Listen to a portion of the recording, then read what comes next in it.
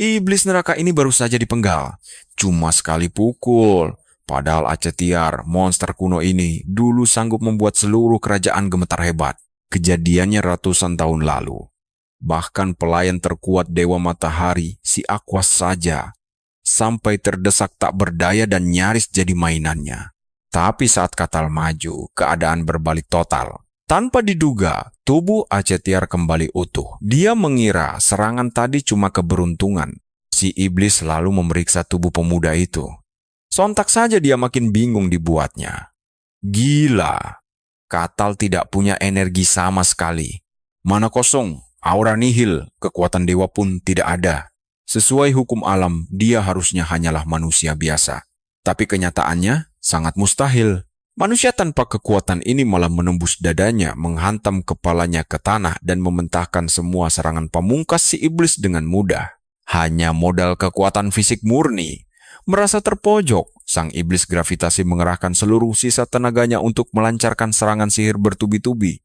Dia menyerang dari jauh, mencoba menekan Katal dengan energi kegelapan yang pekat. Tapi bagi Katal, ini cuma tontonan hiburan yang seru. Sayangnya, iblis tidak bisa mati hanya dengan pukulan fisik biasa. Menyadari hal itu, Aquas langsung menyalurkan berkah suci Dewa Matahari ke senjata milik Katal. Dengan kapak sakti itu, Katal akhirnya berhasil menuntaskan pertarungan. Nah, kalian pasti penasaran kan? Bagaimana dia bisa sekuat itu? Mari kita mundur sejenak. Di pusat dunia ini, terdapat padang salju putih yang sangat luas. Tempat ini dipenuhi monster mengerikan yang legendaris. Mulai dari ular raksasa pemakan gletser, beruang abu-abu pemicu gempa bumi dahsyat, sampai monster tikus menjijikan yang bisa mencemari seluruh lautan. Dahulu kala, seorang kaisar yang berhasil pulang dari sana memperingatkan rakyatnya. Dia berkata bahwa ancaman terbesar di sana bukanlah monster mengerikan itu, melainkan sekelompok manusia barbar. Ya, mereka berkeliaran di padang es, berburu monster buas, lalu melahapnya begitu saja sebagai camilan harian. Disinilah karakter utama kita, Katal, tinggal. Untungnya, dia adalah satu-satunya barbar yang waras dan punya kecerdasan paling normal di antara mereka. Katal selalu berusaha mengingatkan rekan-rekannya tentang bahaya memakan monster beracun. Tapi dasar bebal, mereka sama sekali tidak pernah mau mendengarkan ucapannya. Katal pun muak. Dia merasa tidak ditakdirkan hidup bersama kaum liar yang bodoh ini. Impian terbesarnya adalah menjelajahi dunia fantasi penuh sihir. Demi mengejar dunia penuh keajaiban itu, dia nekat keluar dari pekerjaannya yang membosankan dan memulai petualangan gilanya mencari portal dunia lain. Dia mendaki gunung tertinggi, menerobos masuk ke inti bumi, bahkan berjalan kaki sampai ke ujung selatan planet ini. Namun, hasilnya nihil. Dia tidak menemukan apapun. Sadar kalau kenyataan sangat jauh dari harapan, Katal tidak menyerah. Setiap malam dia terus memanjatkan doa. Dia memohon agar bisa terbangun di dunia fantasi secepatnya. Dan suatu malam, doa tulus Katal akhirnya dikabulkan oleh takdir. Sementara itu, di tengah badai padang salju, sebuah karavan pembawa barang penting sedang melintas di bawah kawalan ketat para tentara bayaran. Dinginnya cuaca es di sana sangat menyiksa. Saking ekstremnya, beberapa pengawal mulai mengeluh dan merasa bayaran mereka tidak sepadan dengan risikonya. Di saat yang sama, Molina dari keluarga bangsawan Akasha sedang beristirahat dengan nyaman di dalam kereta es ditemani oleh pelayan setianya. Sang pelayan dengan cemas menanyakan kondisi majikannya itu. Molina tersenyum hangat dan meyakinkan pelayannya bahwa dia baik-baik saja dalam perjalanan ini. Mendengar keluhan bising dari luar kereta, pelayan itu mulai menjelek-jelekan para tentara bayaran. Namun, dengan bijak, Molina langsung menegurnya untuk diam. Bagaimanapun juga, hanya mereka kelompok petarung yang berani mempertaruhkan nyawa untuk mengawal perjalanan berbahaya menembus padang salju putih yang dingin ini. Pelayan itu kemudian bertanya penasaran, apakah Molina tahu makhluk apa yang sebenarnya tinggal di sana? Molina pun menjawab singkat, monster mengerikan. Dahulu kala, legenda menceritakan tentang seorang kaisar ambisius yang ingin menguasai seluruh dunia. Dia pun memimpin pasukan besarnya untuk menaklukkan wilayah es. Sayangnya, beberapa tahun setelah ekspedisi itu dimulai, kekaisarannya hancur total karena sang kaisar tidak kunjung kembali ke ibu kota negaranya. Lama setelah itu, sang kaisar tiba-tiba pulang sendirian tanpa sisa prajuritnya. Tubuhnya terlihat sangat renta, dan bicaranya penuh dengan trauma mengerikan. Dari sanalah muncul peringatan terkenal itu. Kaisar menegaskan bahwa ancaman paling mengerikan di padang salju bukanlah monster buas, melainkan para barbar liar. Namun, pelayan Molina menganggap itu hanyalah mitos kuno yang dilebih-lebihkan. Di sisi lain, Molina justru sangat mempercayai kebenaran dari cerita sejarah tersebut. Alasannya sederhana. Sebagian besar monster aneh yang digambarkan oleh sang kaisar memang benar-benar ditemukan keberadaannya di kemudian hari oleh para petualang. Anehnya, belum pernah ada satu orang pun yang mengaku melihat sosok barbar tersebut selain sang kaisar sendiri. Tiba-tiba kereta mereka berhenti mendadak. Sontak saja seluruh tentara bayaran bersiap siaga. Mereka melihat sesuatu yang aneh sedang bergerak di kejauhan, namun siluetnya masih belum begitu jelas. Sang kapten dengan sigap memerintahkan semua pasukannya untuk mencabut senjata mereka. Ayo bersiap, sosok misterius di depan sana perlahan mulai mendekat. Detik berikutnya, kabut salju memudar dan memperlihatkan sesosok pria bertubuh raksasa yang menjulang tinggi tepat di depan karavan. Wajahnya terlihat sangat garang dan menyeramkan. Pria misterius itu kemudian membuka mulutnya. Ternyata dia adalah Katal, si karakter utama kita yang tangguh. Katal menjelaskan bahwa dia merasa bosan dengan tingkah konyol suku barbarnya, sehingga dia memutuskan untuk pergi berjalan-jalan santai mencari angin segar. Katal sendiri tidak menyangka akan berpapasan dengan orang luar di tempat terpencil ini. Dia pun merasa sangat beruntung atas pertemuan yang tidak terduga ini. Tanpa ragu, Katal langsung menyapa para tentara bayaran tersebut dengan ramah. Dengan cepat, dia bisa menebak kalau mereka sedang mengawal karavan barang. Katal awalnya ingin menyarankan mereka untuk segera pulang demi keselamatan, namun dia sadar mereka pasti akan menolaknya. Sementara itu, para pengawal hanya bisa terdiam kaku karena masih syok melihat monster berbentuk manusia yang berdiri di depan mata mereka. Di saat itulah, Katal bertanya kepada kapten, apakah majikan mereka ada di dalam kereta mewah tersebut. Dia pun menyatakan niatnya untuk ikut disewa sebagai pengawal karavan. Para tentara bayaran langsung mengangkat senjata mereka ke arah Katal, tapi dia segera memperjelas maksud kedatangannya. Dia menegaskan bahwa dirinya bersedia membantu mereka menyeberangi padang salju. Sang kapten sangat terkejut karena Katal sang barbarian sama sekali tidak menunjukkan permusuhan kepada mereka, melainkan justru meminta pekerjaan. Katal meyakinkan sang kapten bahwa jika dia berniat jahat, mereka semua pasti sudah mati sekarang. Dengan ragu, sang kapten menanyakan keputusan Molina terkait permintaan bantuan dari Katal. Sementara itu, Molina ingin tahu apa yang terjadi jika mereka nekat melawan Katal. Dan sang kapten menegaskan bahwa pilihan bertarung dengannya sangat tidak masuk akal. Setelah mempertimbangkan penjelasan kaptennya dengan matang, Molina akhirnya setuju untuk mempekerjakan Katal. Sang kapten pun segera melangkah mendekat ke arah Katal demi menyampaikan keputusan dari sang nona. Katal merasa senang mendengarnya lalu dia mulai berjalan menuju karavan. Para tentara bayaran sempat ingin menghentikan langkahnya, namun tubuh mereka mendadak kaku akibat tekanan aura luar biasa mengerikan yang terpancar dari Katal. Katal lalu menegaskan kepada para prajurit itu bahwa tujuannya hanyalah berbicara dengan Molina. Salah seorang prajurit bayaran berniat melayangkan protes keras terhadap hal tersebut. Namun kapten segera memperingatkan bahwa Molina telah menyetujuinya. Ditambah lagi, sang kapten sadar betul akan batasan diri mereka sendiri. Dia tahu mereka tidak akan pernah sanggup menghentikan Katal secara paksa. Begitu Katal tiba di depan karavan, dia meminta izin untuk masuk. Sang pelayan hampir saja mengompol ketakutan saat Molina menyuruh Katal masuk. Begitu melangkahkan kaki ke dalam karavan, Katal segera memperingatkan sang pelayan untuk tetap tenang karena dia tidak berniat melukainya. Dia mengatakan hal itu sembari terus mendesak tubuh pelayan ke dinding menggunakan fisiknya yang sangat besar. Molina langsung membeku, dia benar-benar tidak menyangka sang barbarian legendaris kini duduk tepat di hadapannya. Tepat di depannya. Mereka berdua kemudian saling menyapa, dan Katal berkomentar betapa hangatnya suhu di dalam ruangan karavan ini. Katal juga mengungkapkan keheranannya, karena kendaraan tersebut sanggup menahan rasa dingin yang sangat ekstrem di padang salju. Molina pun menjelaskan rahasianya kepada Katal bahwa kehangatan ini tercipta berkat kekuatan sihir. Katal tidak terkejut seolah dia sudah menduga bahwa sihir adalah jawaban di balik semuanya. Katal kemudian memperingatkan Molina bahwa peluang mereka untuk selamat melewati padang salju hanya bermodalkan tentara bayaran biasa itu sebenarnya cukup rendah. Meski begitu, dia bersedia menjamin keselamatan mereka, asalkan bersedia memenuhi satu syarat mutlak. Molina yang penasaran langsung menanyakan apa syarat yang diinginkan. Dan Katal menegaskan bahwa dia hanya butuh informasi penting tentang dunia luar. Dia ingin tahu situasi terkini di luar padang salju. Molina sangat terkejut mendengarnya. Namun karena kesepakatan ini tidak merugikannya sama sekali, dan dia tidak punya pilihan lain, dia pun meyakinkan Katal bahwa dia akan membeberkan semua hal yang ingin diketahuinya.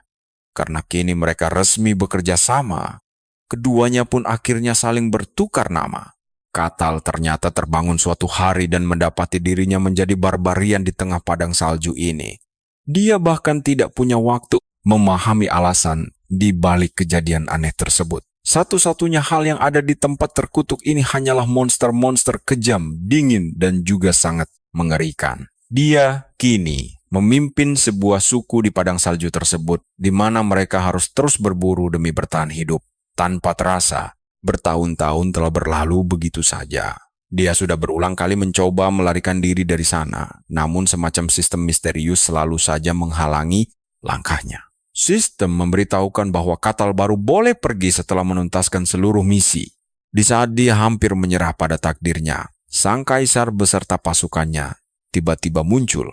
Dia sempat heran mengapa manusia Warasudi datang ke tempat terkutuk dan membekukan seperti padang salju ini. Pada momen itulah dia menyadari bahwa dunia di luar sana adalah tempat yang sangat menakjubkan, penuh sihir dan fantasi yang sangat ingin dia kunjungi. Bayangkan saja, kenyataan inilah yang akhirnya membuat semangatnya berkobar kembali. Katal mulai menyelesaikan setiap quest dengan sangat serius. Dia memburu kadal raksasa serta monster-monster mengerikan yang diperintahkan oleh sistem untuknya. Dia terus berjuang tanpa lelah demi mendapatkan kesempatan keluar dari padang salju ini suatu hari nanti. Namun sebelum saat itu tiba, dia harus mengumpulkan informasi sebanyak-banyaknya mengenai dunia luar. Itulah sebabnya dia mendekati Molina. Katal pun merasa senang karena ternyata Molina bersikap sangat tenang, tidak seperti manusia lain yang pernah ditemuinya dahulu. Sebagian besar dari mereka selalu bersikap kasar, sedangkan berbicara dengan Molina terasa sangat berbeda karena dia merasa sedang mengobrol dengan orang beradab. Katal tiba-tiba mengajukan pertanyaan krusial, apakah karavan ini sedang mengangkut senjata tajam? Molina tentu saja terkejut mendengar pertanyaan tersebut dan langsung menanyakan bagaimana dia bisa mengetahuinya. Katal menjawab dengan santai bahwa dia mendengar gemerincing suara besi tajam yang saling bergesekan dari dalam kereta. Dia kemudian bertanya lagi, apakah sedang terjadi perang besar di dunia luar sana? Molina mengiyakannya, membenarkan bahwa saat ini pihak kekaisaran dan kerajaan memang sedang terlibat perang sengit. Katal tidak terlalu terkejut mendengar kabar tersebut, karena dia tahu bahwa dunia luar pun tidak akan pernah benar-benar damai. Molina kemudian bercerita bahwa pihak kekaisaran saat ini mendominasi jalannya pertempuran di medan laga, namun pihak kerajaan tetap berjuang sekuat tenaga untuk bertahan. Para master pedang andalan kerajaan beserta para pahlawan mereka kini tengah mati-matian menjaga wilayah perbatasan agar tidak ditembus musuh. Mendengar istilah master pedang tersebut, rasa penasaran Katal langsung memuncak seketika. Dia langsung bertanya kepada Molina mengenai jenis kekuatan yang dimiliki oleh para master pedang tersebut. Molina pun berbalik bertanya apakah dia pernah mendengar tentang kekuatan mistisisme, namun Katal menggelengkan kepalanya. Molina lalu menjelaskan bahwa kekuatan magis mistisisme memang nyata adanya di dunia. Hanya segelintir orang terpilih yang sanggup merasakan atau mengendalikannya. Mereka terbagi menjadi 5 tingkatan kekuatan berbeda. Di tingkat ketiga sendiri diisi oleh orang-orang yang baru bisa merasakan aliran energi dari mistisisme tersebut. Sementara tingkat kedua diisi oleh mereka yang sudah mampu memanipulasi kekuatan dahsyat mistisisme. Tingkat pertama dihuni ksatria. Mereka bisa mewujudkan energi gaib menjadi pasokan mana atau aura bertarung. Penyihir juga termasuk di sana. Tapi ada segelintir sosok legendaris yang kekuatannya melampaui semua batasan sistem tersebut. Merekalah penguasa mistisisme sejati. Bisa menggunakannya sesuka hati secara bebas. Kekuatan mereka benar-benar berada di luar nalar. Pemberi warna tingkat Sword Master berada. Dan pahlawan, mereka adalah anomali. Keberadaan mereka mempengaruhi seluruh tatanan dunia ini. Molina menganggap para pahlawan itu sebagai makhluk dari dimensi berbeda. Mendengar kisah Molina, Katal mulai bingung. Sudah berapa lama dia terjebak di padang salju yang mematikan ini? Tapi sudahlah. Dia tidak peduli lagi. Dia hanya ingin kabur ke dunia luar demi petualangan fantasi impiannya. Molina tiba-tiba bertanya, apakah Katal seorang barbarian? Dengan santai, Katal membenarkan pertanyaan tersebut tanpa ragu sedikit pun. Molina mengungkap legenda kuno barbarian. Bayangkan betapa kagetnya Katal. Dia bahkan baru tahu ada kisah seperti itu tentang rasnya. Katal langsung menduga sang kaisarlah dalang penyebar mitos itu. Namun, dia memutuskan mengabaikan obrolan tentang legenda kuno tersebut. Dia langsung menanyakan alasan rombongan Molina mengangkut tumpukan senjata sebanyak itu melewati jalur badai salju yang sangat ekstrem. Molina menjelaskan secara jujur bahwa keluarganya saat ini sedang sangat membutuhkan pasokan koin emas dalam jumlah yang sangat besar. Katal penasaran dan menanyakan sebabnya. Molina bercerita bahwa keluarganya sudah lama menjalankan bisnis perdagangan besar secara turun-temurun. Namun sekarang mereka terlilit utang parah akibat sabotase kejam dari rival bisnis. Ekspedisi berbahaya ini adalah harapan terakhir mereka. Hanya ini cara menghindari kebangkrutan total. Katal cukup kagum, lalu menebak mereka berniat menjual pasokan senjata itu ke kerajaan. Molina langsung terbelalak kaget. Dia heran bagaimana barbarian seperti Katal bisa menebak taktik dagang rahasia keluarganya dengan sangat tepat. Katal mengingatkan ucapan Molina sebelumnya bahwa kekaisaran sedang memenangkan perang. Artinya mereka tidak butuh tambahan senjata sama sekali. Karena stok senjata langka, permintaan di kerajaan pasti melambung tinggi. Otomatis, harga jualnya akan meroket hingga berkali-kali lipat. Dengan situasi menguntungkan itu, Katal menyimpulkan nilai muatan ini sangat fantastis sampai mereka rela bertaruh nyawa di padang salju. Katal tahu barang itu sangat berharga. Dia lalu bertanya apakah memang tidak ada jalur alternatif lain yang lebih aman. Molina mengiyakan. Dia sangat terkejut melihat kejeniusan Katal, karena semua rumor tentang barbarian ternyata salah besar selama ini. Rumor menyebut mereka hanyalah sekumpulan monster liar tak berpendidikan. Molina mulai ragu apakah Katal benar-benar seorang barbarian sejati. Tepat saat rasa penasaran itu memuncak, roda kereta tiba-tiba berguncang hebat. Perjalanan tenang mereka mendadak terhenti oleh kendala tak terduga. Ternyata slime hitam menghadang mereka. Nah, kalian bisa tebak siapa yang tetap duduk santai tanpa rasa takut. Jelas, Katal orangnya. Molina gemetar ketakutan, lalu memperingatkan Katal tentang monster itu. Di masa lalu, banyak petualang hebat tewas mengenaskan di sini. Hanya segelintir orang yang berhasil pulang hidup-hidup. Dan merekalah yang menuliskan catatan kuno tentang keganasan makhluk di padang salju. Salah satu monster legendaris yang tertulis di sana adalah slime hitam. Molina panik dan bertanya apakah Katal mengenal makhluk itu. Katal mengangguk santai. Alih-alih merasa terancam, dia justru menganggap gumpalan berlendir itu tak lebih dari sekadar camilan sore hari. Molina melongo syok mendengar kegemaran aneh Katal memakan slime. Katal bahkan dengan entengnya mengajak mereka berburu beberapa ekor untuk dimakan. Tentu saja Molina menolak mentah-mentah ide gila itu. Tapi situasi memburuk saat slime hitam mulai menyerang para tentara bayaran. Melihat situasi kacau, Molina berteriak histeris meminta bantuan Katal. Namun Katal menolak bergerak dan hanya menonton dengan santai dari kereta. Dia menegaskan baru akan bertindak jika mereka menghadapi ancaman yang benar-benar mematikan. Monster selama ini tidak perlu dia tangani. Menurut Katal, para tentara bayaran harusnya bisa mengatasi slime itu sendiri. Lagi pula, dia ingin menilai sejauh mana kemampuan tempur mereka. Sadar sang barbarian tidak akan membantu, Kapten tentara bayaran langsung berteriak lantang memberikan komando kepada seluruh anak buahnya. Dia segera mengatur formasi pertahanan kokoh di garis depan, lalu memerintahkan sebagian pasukannya bersiap melancarkan serangan balasan yang cepat. Tebasan pedang mereka berhasil mengenai slime, namun sayangnya tidak memberikan dampak berarti. Beruntung, kapten mereka punya cukup banyak pengalaman. Dia langsung memerintahkan pasukannya menyebar secara teratur karena monster berlendir itu hanya mampu bergerak lurus saat menyerang mangsanya. Para prajurit segera mengikuti instruksi cerdik sang kapten. Lewat serangan gabungan yang sangat kompak, mereka sukses melukai slime tersebut. Mereka terus merangsek maju tanpa memberikan celah untuk pulih. Sang kapten kemudian menyuruh pasukannya mencari letak inti tubuh slime. Setelah pertarungan sengit yang berlangsung selama beberapa menit, mereka akhirnya berhasil menembus pertahanan luar dan menghancurkan inti monster itu. Dengan hancurnya inti tubuh slime hitam, pertempuran pun usai.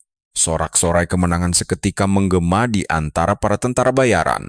Mereka sangat gembira karena berhasil menumbangkan monster menakutkan itu tanpa menderita satupun korban jiwa dalam pertarungan. Namun Katal yang melihat kejadian itu dari dalam kereta sama sekali tidak terkesan. Tak lama, mereka kembali dihadang monster serigala. Berbekal rasa percaya diri tinggi dari kemenangan sebelumnya, para prajurit langsung menerjang maju dan merobohkan binatang buas itu dengan mudah. Keberhasilan beruntun ini rupanya mulai membuat para tentara bayaran menjadi besar kepala dan merasa perjalanan ini sangat gampang. Monster di padang salju ini sebenarnya tidak begitu menakutkan, tapi sang kapten tetap memperingatkan pasukannya agar jangan lengah, sebab mereka bahkan belum setengah jalan melintasi padang salju ini. Desas-desus pun mulai menyebar di antara para tentara bayaran saat mereka mulai ragu apakah Katal benar-benar kuat atau cuma membual. Mereka juga kesal karena dia tidak melakukan apapun untuk melindungi rombongan sejak bergabung. Malahan, mereka berpikir Katal hanya menumpang agar bisa dilindungi oleh mereka. Di sisi lain, beberapa dari para tentara bayaran merasa akan jauh lebih baik jika mereka bisa menguji kekuatannya secara langsung. Sesaat kemudian, mereka pun membawa keluhan ini kepada Molina. Mereka memprotes bahwa mereka sudah mempertaruhkan nyawa sementara Katal cuma diam saja. Mereka memberitahu Molina bahwa mereka ingin membuktikan apakah Katal memang kuat atau hanya membodohi mereka. Molina sendiri merasa bingung karena dia tidak tahu cara apa yang akan mereka pakai untuk menguji Katal. Sang kapten pun segera meminta maaf mewakili anak buahnya, menjelaskan bahwa dia sudah mencoba menghentikan mereka tapi gagal. Tidak lama kemudian, Katal mendengar tentang protes para tentara bayaran itu. Dia lalu membalas bahwa sekarang bukan waktunya untuk membuktikan kekuatan karena mereka baru saja kedatangan tamu tidak diundang. Coba lihat, ini mereka mengira Katal cuma bercanda, sampai akhirnya berbalik dan melihat sesosok ular raksasa yang sangat mengerikan berdiri tepat di belakang mereka. Monster melata itu siap melahap para manusia, menjadikannya ancaman yang sangat mematikan. Kemunculan ular raksasa itu membuat mereka merinding. Saat itulah Katal berbicara langsung pada sang ular, menyuruh makhluk itu mundur karena manusia di sana berada di bawah perlindungannya. Tapi ular itu keras kepala dan mencoba mengingatkan Katal tentang hukum yang menjaga padang salju ini. Katal menyuruhnya tidak ikut campur, tapi sang ular keras kepala. Kepala ular itu tegak berdiri, siap menyerang. Dan disinilah kesabaran Katal habis. Dia berpikir bahwa sedikit pukulan akan menyadarkan monster ini. Katal pun melangkah maju, lalu dengan satu pukulan telak saja, dia sukses membuat sang ular menjerit kesakitan. Hantaman keras dari kepalan tangannya menciptakan gelombang kejut yang dahsyat di sekitar mereka. Monster itu langsung pingsan akibat serangan telak tersebut. Tapi Katal memutuskan untuk langsung menghabisinya karena mengabaikan peringatannya tadi. Lewat satu serangan tambahan yang sangat kuat, sekaligus membuktikan betapa mengerikannya dia, monster itu akhirnya tewas. Begitu urusan dengan ular raksasa selesai, seketika pandangan para tentara tertuju pada Katal, memohon ampun atas kebodohan mereka tadi. Katal merespons dengan sikap agak dingin, tapi perjalanan tetap berlanjut. Sang kepala pelayan lalu keluar bergabung dengan prajurit, membiarkan Katal berdua bersama Molina. Bertanya mengapa wanita terhormat seperti dia sudi menjalankan misi yang sangat berbahaya bagi keluarganya sendiri. Molina pun bercerita bahwa dia adalah putri pertama dari ibunya yang berstatus sebagai selir ayahnya. Ibunya adalah seorang istri kedua di pernikahan politik yang akhirnya hanya dimanfaatkan, lalu dicampakkan. Jelas saja, Molina dan ibunya sama sekali tidak dianggap penting di keluarga tersebut. Posisi mereka sangat rendah, bahkan seringkali diperlakukan layaknya seorang pelayan biasa.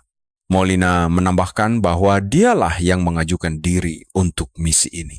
Walau tahu tugasnya amat berbahaya, dia merasa harus ada yang memulai tindakan nyata. Mendengar kisah tersebut, Katal menyimpulkan bahwa gadis di hadapannya ini sangat cerdas dan memiliki ambisi yang besar.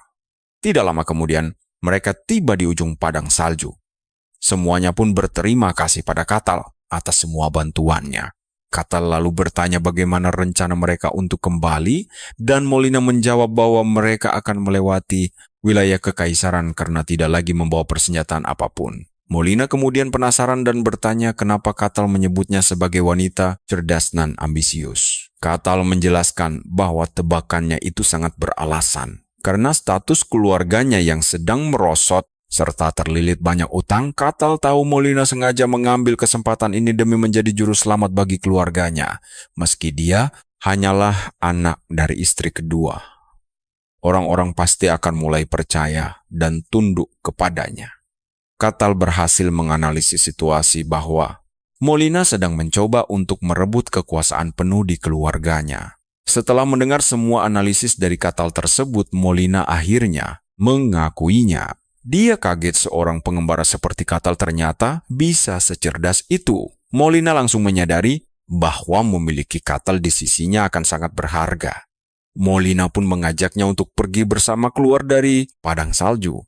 Namun Katal menolak karena masih ada beberapa urusan penting yang harus diselesaikan di tempat ini. Meski kecewa, Molina memutuskan untuk memberikan lambang keluarganya. Dia menyuruh Katal mencari keluarga Akshasha jika dia pergi ke dunia luar dan menunjukkan lambang tersebut.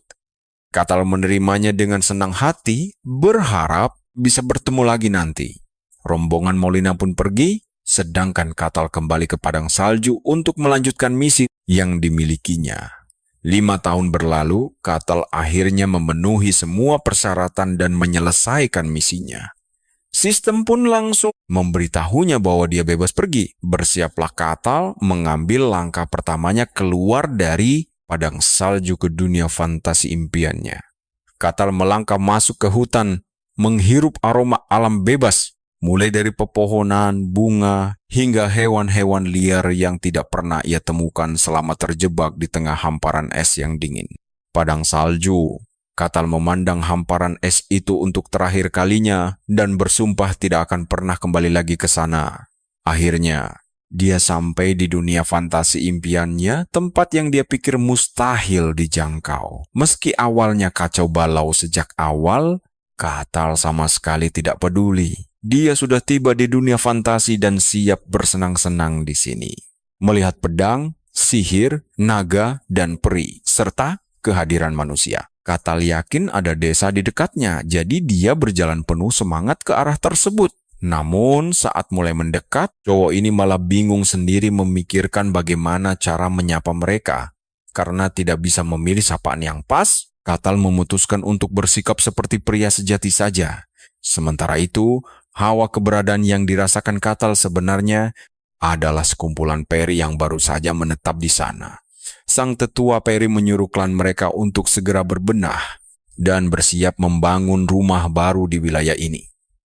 Salah satu peri bertanya, apakah tempat ini benar-benar aman bagi mereka? Dan sang tetua meyakinkannya. Tempat ini sangat terpencil, kawasan yang hampir tidak pernah didatangi manusia. Itu semua karena padang salju berada sangat dekat. Sang tetua meyakinkan kaumnya bahwa mereka tidak perlu khawatir tentang ancaman dari sana. Lagi pula, belum pernah ada laporan tentang makhluk apapun yang keluar dari sana selama ribuan tahun lamanya. Mereka pun aman. Demi keamanan ekstra, sihir penyamar dipasang mengelilingi seluruh wilayah hutan ini. Sihir ini menyembunyikan keberadaan mereka dan menyamarkan area tersebut menjadi hutan biasa. Sang tetua membocorkan bahwa mereka butuh waktu berbulan-bulan untuk menyusun mantra kuno peninggalan leluhur peri ini. Dia sangat yakin bahwa tidak akan ada orang luar yang bisa masuk. Namun, jika monster mendadak menyerang, sang tetua percaya Ratu Peri yang cukup kuat akan langsung membereskannya dengan mudah. Tapi, tepat di saat itu, Katal terus berjalan mendekati desa dan coba lihat, dia justru menembus dinding penghalang itu begitu saja tanpa sadar. Dia terus melangkah sampai tidak sengaja berpapasan dengan seorang anak peri yang sedang bermain jauh dari desanya. Katal langsung terpana melihat sosok peri sungguhan di depannya. Dia merasa sangat beruntung karena mereka adalah ras langka. Di saat bersamaan, bocah peri itu mendongak dan melihat bayangan sosok raksasa yang berdiri tepat di hadapannya. Katal melambaikan tangan, tapi bocah itu pingsan ketakutan. Katal pun segera menggendongnya. Dia sangat yakin para peri akan menyambut kedatangannya dengan hangat mengingat reputasi mereka sebagai ras yang cinta damai. Namun dugaan Katal meleset, dia disambut penuh amarah. Seluruh desa peri langsung gempar. Mereka heran bagaimana pemuda ini bisa menerobos pertahanan mereka. Bahkan tetua peri pun syok melihat kedatangan manusia, karena tempat ini seharusnya terlarang bagi manusia. Mereka menyadari ada retakan pada pelindung sihir. Waduh, para peri mulai gemetar ketakutan karena sang ratu sedang pergi berpatroli memantau wilayah sekitar. Sementara itu Katal berusaha meyakinkan mereka bahwa dirinya bukanlah musuh, namun tidak ada satupun peri yang mau mendengarkan ucapannya. Mereka menuduh Katal dan kaum manusia sengaja datang menyerang mereka seperti biasa. Akhirnya, Katal baru sadar kalau situasi ini membuatnya dicurigai sebagai penculik anak. Demi meluruskan salah paham, dia berniat mengembalikan anak peri yang ada di tangannya. Namun saat menoleh ke arah Katal, anak itu kembali melihat wajah yang sangat menakutkan seperti sebelumnya. Dia lari sambil menangis. Katal lalu menegaskan dia sudah memulangkan anak itu dengan aman. Tapi semuanya gagal. Sang tetua justru menyuruh para peri untuk langsung menyerang Katal kembali. Hujan panah langsung melesat ke arah Katal, membuatnya heran kenapa para peri ini sama sekali tidak mau mendengarkan. Di tengah gempuran panah itu, Katal merasa cukup kecewa. Padahal dari cerita yang pernah dia dengar selama ini, peri adalah makhluk yang anggun. Tapi ternyata kenyataan di dunia ini sangat jauh berbeda dari dongeng belaka. Mereka menjadi seagresif ini karena hukum alam memaksa mereka bertahan hidup dengan cara apapun. Hebatnya, serangan peri tersebut sama sekali tidak bisa menembus kulit Katal. Meski begitu, mereka terus menyerang. Yakin pertahanan pemuda ini ada batasnya. Sadar mereka tidak akan bisa tenang, Katal bertepuk tangan. Gelombang kejut dahsyat pun tercipta. Kekuatan itu mementalkan mereka ke segala arah, menyisakan kawah yang sangat dalam di bawah kakinya. Sang tetua peri benar-benar syok dan gemetar melihat kengerian tersebut. Katal tersadar bahwa dia telah salah memperkirakan kekuatannya sendiri. Lalu dia menegaskan kembali bahwa dia bukan musuh mereka. Tiba-tiba saja, sebutir panah api raksasa melesat cepat menghantam Katal dari belakang. Serangan itu tepat mengenai kepalanya, langsung membakar tubuhnya dalam kobaran api besar. Tembakan dahsyat itu milik sang ratu peri, Marseria. Sang ratu menuntut penjelasan. Sang pemimpin klan langsung menuduh bahwa mereka telah diserang oleh manusia. Marseria berasumsi bahwa tempat ini pun sudah tidak aman lagi bagi mereka. Namun, saat asap mulai menipis, mereka semua dibuat terbelalak kaget karena ternyata Katal masih berdiri tegak. Tetua elf pun heran bagaimana pemuda ini bisa menahan serangan telak Marseria tanpa mati. Tanpa mendengar penjelasan Katal, sang ratu langsung menyimpulkan bahwa dia berniat jahat. Ratu pun bersiap menembakkan panah berikutnya. Katal heran mengapa tidak ada satupun elf yang mau mendengarkan bicaranya. Padahal mereka menggunakan bahasa yang sama. Para elf terlalu keras kepala untuk mendengar, jadi Katal memutuskan mengajari mereka lewat kekuatan fisik. Marseria melepas anak panahnya, tapi Katal justru meninjunya balik. Sialnya, Katal salah mengukur kekuatannya lagi hingga hampir fatal. Panah itu meleset tipis, tapi menghancurkan seluruh area di belakang Marseria. Sang ratu langsung sadar musuhnya ini sangat berbahaya. Dia tidak menyangka ada sosok sekuat Katal di tempat terpencil ini. Pertanyaan besar pun muncul di kepala sang ratu. Tanpa buang waktu, dia memerintahkan seluruh elf untuk segera mundur. Mendengar titah itu, mereka semua langsung lari menyelamatkan diri. Ratu Marseria lalu berhadapan langsung dengan Katal, bersumpah tidak akan membiarkan niat jahatnya terwujud. Katal tentu saja kaget setengah mati. Padahal dia hanya ingin mengobrol baik-baik, terdesak demi melindungi tanah airnya. Sang ratu akhirnya menggunakan kartu as terakhirnya. Dia merapalkan mantra kuno dan memanggil seekor banteng api raksasa. Bukannya takut, Katal malah merasa sangat kagum melihatnya. Banteng dengan tanduk membara di depannya adalah roh suci. Ini benar-benar pemandangan fantasi yang biasa dia baca di buku. Marseria memerintahkan rohnya menghancurkan Katal. Disinilah sang banteng Vigo mulai dipanggil. Vigo sempat mengeluh karena dipanggil mendadak, tapi Marseria menyuruhnya diam. Ternyata, dia adalah roh api tingkat tinggi yang sangat kuat. Roh yang memiliki kobaran api abadi di tanduknya. Biasanya, semakin kuat roh tersebut, mereka akan menjadi semakin sombong dan angkuh. Marseria mengakui dia tidak akan sanggup memanggil roh sehebat Vigo sendirian. Untungnya dia dibantu oleh suku lain untuk kontrak ini. Kontrak suci pun tuntas terbentuk. Tanpa membuang waktu, Marseria langsung memerintahkan Vigo untuk maju menghabisi musuh tangguh di depan mereka. Vigo mengamati targetnya dengan saksama dan mulai ragu apakah Katal ini benar-benar manusia biasa.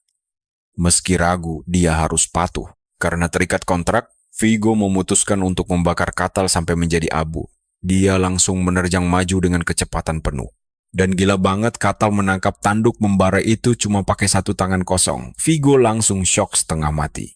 Katal sendiri sebenarnya sangat kagum melihat wujud roh secara langsung, tapi di saat bersamaan, dia juga sama sekali tidak keberatan untuk menghajarnya. Dengan satu pukulan maut, Katal mementalkan Vigo hingga beberapa meter dan membuat tubuh banteng itu terbelah menjadi dua bagian. Tubuh Vigo yang terbelah menciptakan kehancuran dahsyat di tempatnya mendarat. Melihat itu, Ratu Marseria langsung jatuh berlutut tanpa daya. Sia-sia saja. Ratu sudah mengerahkan seluruh kemampuannya, namun dia bahkan tidak sanggup membuat kulit Katal tergores sedikit pun. Sambil berdiri tegak dengan penuh wibawa, Katal kembali mengulangi perkataan penting yang terus dia tegaskan sejak awal pertempuran ini. Dia menegaskan bahwa dirinya bukanlah musuh Ratu Marseria maupun kaum elf. Mendengar pengakuan jujur itu, sang ratu langsung terkejut. Setelah berbincang cukup lama, para elf akhirnya mau menerima kenyataan. Marseria dan rakyatnya meminta maaf karena telah salah menilai Katal. Katal memaklumi tindakan mereka, apalagi setelah tahu bahwa kaum elf diusir ke wilayah terpencil ini oleh keserakahan bangsa manusia. Dia hanya merasa sedih karena mereka langsung menyerang tanpa mendengarkan penjelasannya terlebih dahulu. Katal pun mulai membuka cerita baru. Pertemuan ini menjadi momen perdana baginya melihat sosok elf karena ras mereka tidak ada di padang salju. Marseria tersentak kaget saat tahu Katal berasal dari sana, tempat mematikan yang mustahil bisa ditinggali oleh manusia biasa. Kekhawatiran baru pun muncul di benak sang ratu. Dia bertanya apakah ada makhluk lain yang bisa lolos dari sana. Katal menenangkan sang ratu dan menjelaskan bahwa kemungkinan monster atau manusia lain lolos dari sana sangatlah kecil sekali. Ada hukum mutlak di padang salju yang bahkan naga terkuat pun tidak berani melanggarnya. Keberhasilan dirinya murni sebuah keajaiban. Tapi tunggu dulu, Katal tiba-tiba menanyakan nasib Vigo yang tadi terlanjur dia belah menjadi dua bagian. Ratu menenangkan Katal berkata bahwa roh adalah bagian dari alam. Vigo hanya akan kembali ke dunianya lewat pemanggilan balik. Sebagai penebus rasa bersalah atas sikap kasarnya, sang ratu menawarkan bantuan kepada Katal. Dia bersedia mengabulkan apa saja permintaannya. Apapun yang dia inginkan, ratu berjanji akan memenuhinya. Katal pun langsung menanyakan satu hal yang sangat dia penasaran. Dia bertanya apakah seorang manusia biasa bisa menjalin kontrak dengan roh suci. Sang ratu menjawab hal itu sangatlah mustahil, kecuali bagi mereka yang sudah menyatu dengan alam liar. Golongan manusia langka itulah yang sanggup mengendalikan kekuatan roh. Setelah berpikir sejenak, Marseria menyarankan Katal untuk pergi ke suatu tempat bernama Elo Sagrat jika dia benar-benar serius. Elo Sagrat adalah tempat tinggal para dewa elf dan dianggap sebagai tanah suci yang paling dilindungi oleh kaum mereka. Di sana, impian Katal untuk mengikat kontrak mungkin saja terwujud. Namun, Katal ragu apakah manusia biasa boleh masuk ke sana. Marseria membenarkan bahwa manusia biasa dilarang keras, tetapi dengan izin darinya, Katal akan mendapatkan akses khusus untuk lewat. Dia berjanji memberikan peta rahasia menuju Elo Sagrat, tapi meminta Katal merahasiakannya dari keserakahan manusia jahat di luar sana. Melakukan apapun demi sampai ke sana. Bangsa Pri tidak pernah membocorkan lokasinya pada ras lain, tapi entah kenapa, sang ratu mempercayai Katal untuk mengetahui tempat itu. Marseria memunculkan sejenis alat pelacak ajaib untuknya. Dia meminta Katal membawa benda itu pergi karena alat itu akan menuntunnya ke Elot. Tapi dia mengingatkan kalau makhluk suci Pri akan mengujinya terlebih dahulu. Marseria sendiri sama sekali tidak cemas karena dia sangat yakin Katal pasti bisa melewatinya. Dia mendoakan keselamatan perjalanan Katal. Lalu setelah saling bertukar nama, Katal langsung pergi. Hanya dengan satu lompatan jauh, Katal melesat menembus lebatnya hutan. Katal terus bergerak dengan kecepatan luar biasa.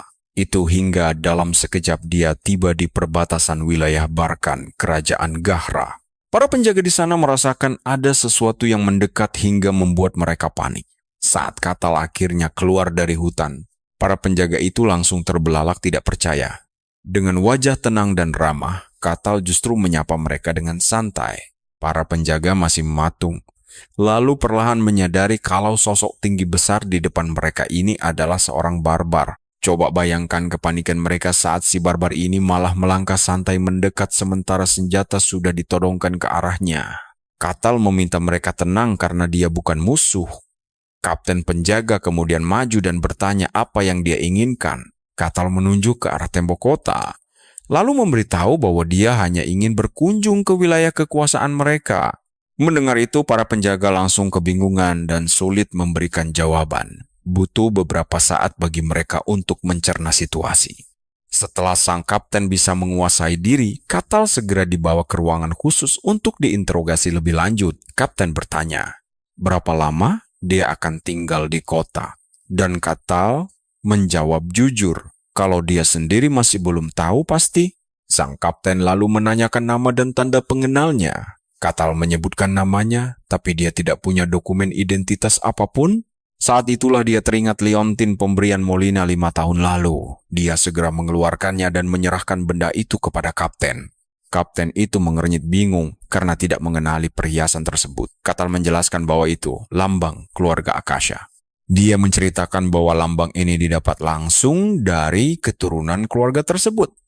Mendengar penuturan Katal, sang kapten langsung tersadar kalau keluarga Akasha adalah klan pedagang berpengaruh dari kerajaan Denion. Rupanya, pengaruh mereka sedang melonjak pesat akhir-akhir ini setelah posisi kepala keluarga berganti beberapa tahun lalu. Katal kemudian bertanya apakah lambang itu cukup untuk membuktikan identitasnya. Penjaga itu tampak ragu untuk menjawab, membuat Katal bertanya-tanya apakah lambang tersebut tidak berlaku di wilayah ini. Sang penjaga menjelaskan bahwa lambang itu berasal dari kerajaan Denion, sedangkan mereka saat ini berada di kerajaan Geahentra. Jadi, lambang itu tidak bisa menjadi bukti resmi, tapi setidaknya cukup membantu untuk memperingan proses pemeriksaan Katal. Katal diizinkan masuk, tapi ada satu syarat mutlak yang harus dipenuhi. Mereka butuh jaminan nyata kalau Katal tidak berbahaya. Kapten itu memberitahu Katal bahwa dia harus bergabung dengan sebuah kelompok kecil berisi 3 orang asing lainnya. Mereka bertiga juga sedang berusaha masuk ke wilayah ini, jadi Katal akan membentuk tim darurat bersama mereka. Tugas mereka adalah menaklukkan labirin yang berada tidak jauh dari sana. Tanpa ragu sedikit pun Katal langsung menyetujuinya. Kapten itu menambahkan syarat bahwa Katal harus melaporkan segala hal yang terjadi selama mereka membersihkan labirin tersebut. Katal langsung bisa membaca taktik licik sang kapten. Rupanya, dia sengaja mengumpulkan orang-orang tanpa identitas yang jelas agar mereka saling mengawasi dan membocorkan informasi. sehingga kapten bisa menyaring siapa yang mencurigakan atau bisa dipercaya. Katal cukup kagum dengan cara kerja cerdas penjaga ini. Sang kapten memastikan lagi apakah dia benar seorang barbar. Yang dijawab ya. Kapten segera mengakhiri obrolan dan mengajak Katal bergerak. Sementara itu 3 orang lainnya sudah menunggu di ruang tunggu. Mereka adalah Tiranis, pria yang mengaku sebagai satria suci, serta seorang pencuri bernama Kasan. Kedua orang ini tampaknya punya dendam lama yang tidak jelas asal-usulnya. Mereka terus saling menghina dan hampir saja baku hantam sebelum anggota ketiga melerai mereka.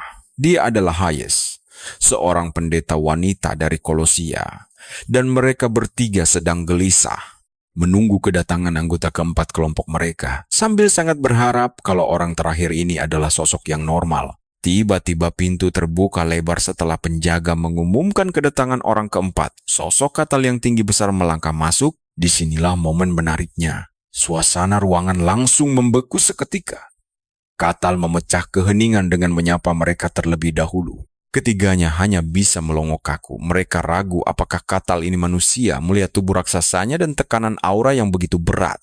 Sang kapten kemudian pamit pergi dan menutup pintu, berpesan akan kembali setelah mereka selesai saling memperkenalkan diri. Katal berinisiatif memulai perkenalan terlebih dahulu, yang mau tidak mau harus diikuti oleh anggota kelompok lainnya. Katal tampak tertarik pada Tiranis yang mengaku sebagai ksatria suci. Dia lantas bertanya apakah Tiranis bisa menggunakan kekuatan suci. Tiranis pun terpaksa berbohong demi menyelamatkan mukanya. Begitu giliran Hayes memperkenalkan diri, dia mengaku sebagai pelayan Kolosia, sang dewa kebohongan dan tipu daya. Tentu saja Hayes tidak terlalu bangga harus mengungkap identitas aslinya di depan mereka. Profesi ini, karena dewa yang dia sembah memang kurang populer di kalangan masyarakat karena alasan yang sangat jelas. Sesaat kemudian, sang kapten kembali ke ruangan dan meminta mereka segera bersiap. Seluruh anggota tim lalu dituntun menuju ke gerbang masuk ruang bawah tanah 3 lantai. Isinya mayat hidup. Dan target utama mereka hanyalah menemukan emblem legendaris itu. Membersihkan seisi dungeon dan menemukan emblem legendaris tersebut. Sebelum masuk, Kasan memutuskan mengambil alih kendali lalu menyusun sebuah formasi tempur yang harus diikuti. Dia meminta Katal dan Tyrannus berada di barisan paling depan, sementara dia sendiri memeriksa perangkap berbahaya. Untuk Hayes, dia akan berjaga di belakang guna memberikan dukungan penuh. Begitu rencana selesai dibagikan, semua orang sepakat untuk mengikutinya tanpa ragu sedikit pun. Dengan begitu, kelompok ini pun mulai melangkah masuk. Begitu masuk, kegelapan langsung menyelimuti mereka. Kasan memeriksa area sekitar secara saksama. Hasilnya, sama sekali nihil perangkap. Dia cukup heran karena tempat ini terlihat sangat biasa. Tapi tiba-tiba mereka melihat tumpukan tulang berserakan di lantai. Kasan segera menghentikan langkah mereka dan memperingatkan bahwa serpihan tulang itu sebenarnya adalah monster. Dia menjelaskan bahwa tulang-tulang itu akan bangkit menjadi pasukan tengkorak jika didekati.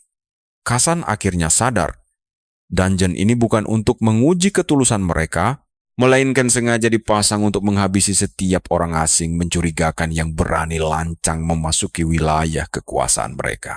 Mendengar itu, Katal langsung merasa sangat tertarik. Kasan buru-buru menambahkan kalau monster tengkorak ini sangatlah berbahaya, karena mereka bisa terus bergerak meski kehilangan tangan kaki. Pertahanan mereka pun luar biasa kuat. Pertahanan mereka juga cukup kuat berkat struktur tulangnya. Kasan menyadari kalau dungeon ini jauh lebih ngeri dari dugaannya. Dia pun segera meminta Hayes bersiap dengan kekuatan sucinya, menyuruh Tyrannus mengangkat tamengnya tinggi-tinggi, dan meminta Katal agar tetap waspada. Kasan terus melanjutkan arahannya. Dia memberitahu tim bahwa dia akan mengincar celah kosong begitu pertarungan dimulai. Tengkorak tetap bergerak meski sudah hancur lebur. Karena itu, dia meminta mereka semua mengincar satu titik saja. Fokus mengincar bagian leher. Mengingat pertahanan keras monster itu, mereka harus menebasnya berkali-kali secara konstan. Katal menerima baik semua instruksi tersebut dan memuji kemampuan kepemimpinan Kasan. Detik berikutnya, Katal justru melangkah santai mendekati salah satu tengkorak yang sudah menyatu sempurna. Monster itu menggenggam pedang tajam, dan saat Katal menatapnya dengan pandangan geli, tiba-tiba Katal menampar tengkorak itu hingga hancur jadi abu seketika. Rekan timnya langsung melongo ngeri menyaksikan ini. Gila sih. Tanpa merasa bersalah sedikit pun, Katal berbalik santai. Menatap teman-temannya yang masih mematung syok. Dia membenarkan ucapan Kasan bahwa tengkorak itu memang tidak akan bergerak lagi jika kepalanya hancur. Kasan terdiam kaku, syok berat, sungguh luar nalar. Maksud ucapan Kasan tadi jelas bukan seperti itu. Terbuat dari tulang belulang yang memiliki kepadatan luar biasa keras dan tidak wajar. Seorang pendekar pedang ahli sekalipun akan kesulitan memotong tulang itu hanya dalam 2 kali tebasan saja. Terlebih lagi, monster ini diperkuat oleh aliran sihir dari dalam dungeon. Karena itulah, satu-satunya cara mengalahkannya adalah dengan menyerang lehernya berulang kali, persis seperti menebang pohon besar. Bagi Kasan, mustahil bisa menghancurkan leher tengkorak hingga berkeping-keping menjadi abu dalam sekali pukul. Dia tahu betul kalau Katal itu orang yang sangat kuat, tapi kekuatan mengerikan yang baru saja dia saksikan benar-benar berada di luar nalar. Kasan merinding. Apakah Katal benar-benar manusia? Untungnya, suasana mencair saat Katal mengajak mereka kembali melangkah maju untuk melanjutkan perjalanan kembali. Ketiga, rekannya langsung mengangguk kompak dan mengekor di belakangnya. Ketika Katal melihat mereka terlalu terburu-buru, dia meminta mereka santai saja. Dan anehnya mereka patuh seolah Katal adalah komandan mereka sendiri. Kejadian luar biasa tadi membuat mereka diam-diam berdoa agar tidak mati mengenaskan di tangan Katal. Tidak lama setelahnya, rombongan kembali berpapasan dengan kawanan tengkorak. Kasan dan yang lain sudah bersiap menyerang. Tapi tiba-tiba Katal meminta bantuan kecil agar membiarkan dirinya maju sendirian. Menghadapi monster-monster itu, rupanya ada hal penting yang ingin dia selidiki secara langsung. Tanpa perdebatan, ketiganya langsung menyetujui usulan Katal tersebut. Sambil berterima kasih, dia mulai melangkah maju mendekati target, membuat rekan setimnya bertanya-tanya apa yang sedang dia rencanakan. Katal menatap tengkorak itu dengan tatapan geli. Dia penasaran setengah mati sama struktur aneh dari monster ini. Si tengkorak langsung mengayunkan pedangnya, tapi dengan santai. Katal menangkap ujung mata pedang itu, lalu mematahkannya begitu saja. Dia kemudian menunggu tindakan berikutnya. Meski senjatanya sudah patah, si tengkorak tetap nekat menyerang. Dan kali ini Katal langsung mencengkeram erat lengan kanan makhluk tersebut hingga patah dan hancur lebur. Dia kembali berdiri diam untuk melihat reaksi apa yang akan diberikan oleh lawannya. Menyadari tangan kanannya sudah lenyap tak bersisa, monster itu pun memindahkan sisa pedangnya ke tangan kiri. Katal merasa cukup kagum melihat aksi itu, dan saat si monster menerjang maju, dia kembali menangkap lalu meremukkan tangan kirinya. Kini tengkorak itu sudah tidak memiliki satupun anggota gerak, namun anehnya dia masih berusaha keras menyerang Katal. Katal akhirnya menghancurkan sisa badannya hingga berkeping-keping setelah menyadari monster ini punya kesadaran intelektual. Sementara itu teman-temannya hanya bisa berkeringat dingin. Mereka sok melihat Katal santai banget main-main dengan monster yang mereka anggap sangat mematikan. Ketiganya pun kompak setuju bahwa pria di depan mereka ini memanglah barbar sejati. Begitu puas menjahili tengkorak hidup itu, Katal pun minta maaf karena sudah bikin mereka semua menunggu. Tapi timnya malah membebaskan Katal untuk melakukan apa saja yang dia mau. Katal mengusulkan agar mereka segera lanjut jalan dan yang lain langsung setuju tanpa banyak debat. Tak butuh waktu lama, mereka sampai di lantai 2. Di sini Kasan menyarankan untuk istirahat sejenak, dan setelah menimbangnya, Katal pun setuju. Kasan dan 2 rekannya merasa sangat lega, lalu buru-buru duduk untuk memulihkan tenaga mereka. Saat itulah, Katal tiba-tiba melontarkan beberapa pertanyaan kepada mereka. Dia minta maaf karena kurang tahu soal seluk-beluk dungeon di dunia ini, tapi dengan ramah Hayes langsung menyela, meyakinkan Katal kalau rasa ingin tahunya itu hal yang bagus. Hayes bertanya apa saja yang ingin dia ketahui. Lalu dia mempertanyakan kenapa dungeon ini bisa sedekat itu dengan wilayah manusia. Dia heran, apa monsternya nggak pernah keluar menyerang warga? Hayes menjelaskan kalau monster dungeon biasanya nggak akan keluar menyerang. Memang ada beberapa kasus pengecualian, Tapi ancaman itu biasanya langsung disapu bersih sebelum situasi sempat menjadi kacau. Kasan lalu menambahkan kalau kemunculan Danya itu terjadi secara alami. Ada yang berbentuk gua gelap, ada juga yang berbentuk menara tinggi. Tempat ini biasanya muncul tepat di dekat pemukiman besar manusia. Begitu dungeon aktif, penguasa wilayah setempat bakal langsung bertindak mengukur tingkat bahayanya, lalu menyewa orang luar atau tentara bayaran seperti Katal untuk membereskan kekacauan di dalam. Katal bertanya apa dungeon bisa mendadak muncul di tengah kota, dan mereka menjawab tidak.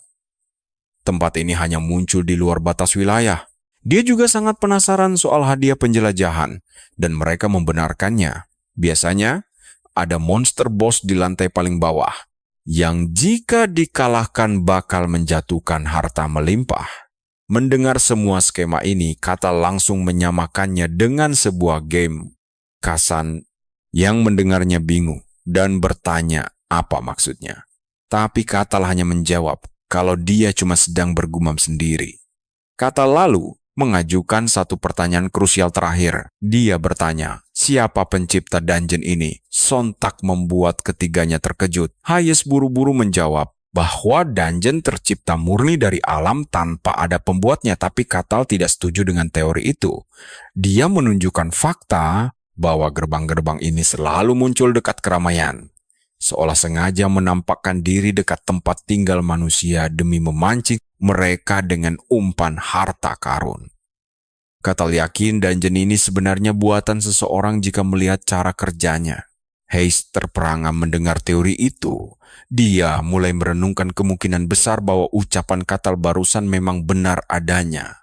Kasan pun ikut termenung. Dia tersadar selama ini tak pernah mempertanyakan asal-usul dungeon karena menganggapnya sebagai hukum alam yang mutlak. Bahkan, kita pun pasti heran bagaimana bisa seorang barbar berpikir sejauh itu. Hal ini membuat Kasan mulai meragukan keyakinan lamanya dan menyimpulkan kalau Katal bukanlah pria barbar biasa. Beberapa menit kemudian, Katal mengajak mereka lanjut berjalan karena waktu istirahat dirasa sudah cukup. Tak ada yang membantah, dan mereka pun kembali menyusuri lorong. Tak lama, mereka dikejutkan oleh sebuah peti harta karun di sudut ruangan. Kasan bilang mereka bebas mengambil isinya asalkan ada yang sanggup membobol segel pengaman pada peti tersebut. Diam-diam, Kasan panik karena tahu persis betapa sulitnya menjebol kunci pengaman tingkat tinggi pada model peti seperti ini. Melihat bentuk kuncinya yang rumit, dia yakin hanya pencuri kelas kakap dengan keahlian luar biasa yang bisa membukanya. Kasan langsung berniat menyerah saja demi keselamatan mereka. Tapi tiba-tiba, Katal malah menyuruhnya untuk segera membongkar peti itu. Kasan kaget setengah mati. Lalu buru-buru mengingatkan Katal bahwa ini bukan peti biasa yang mudah dibobol.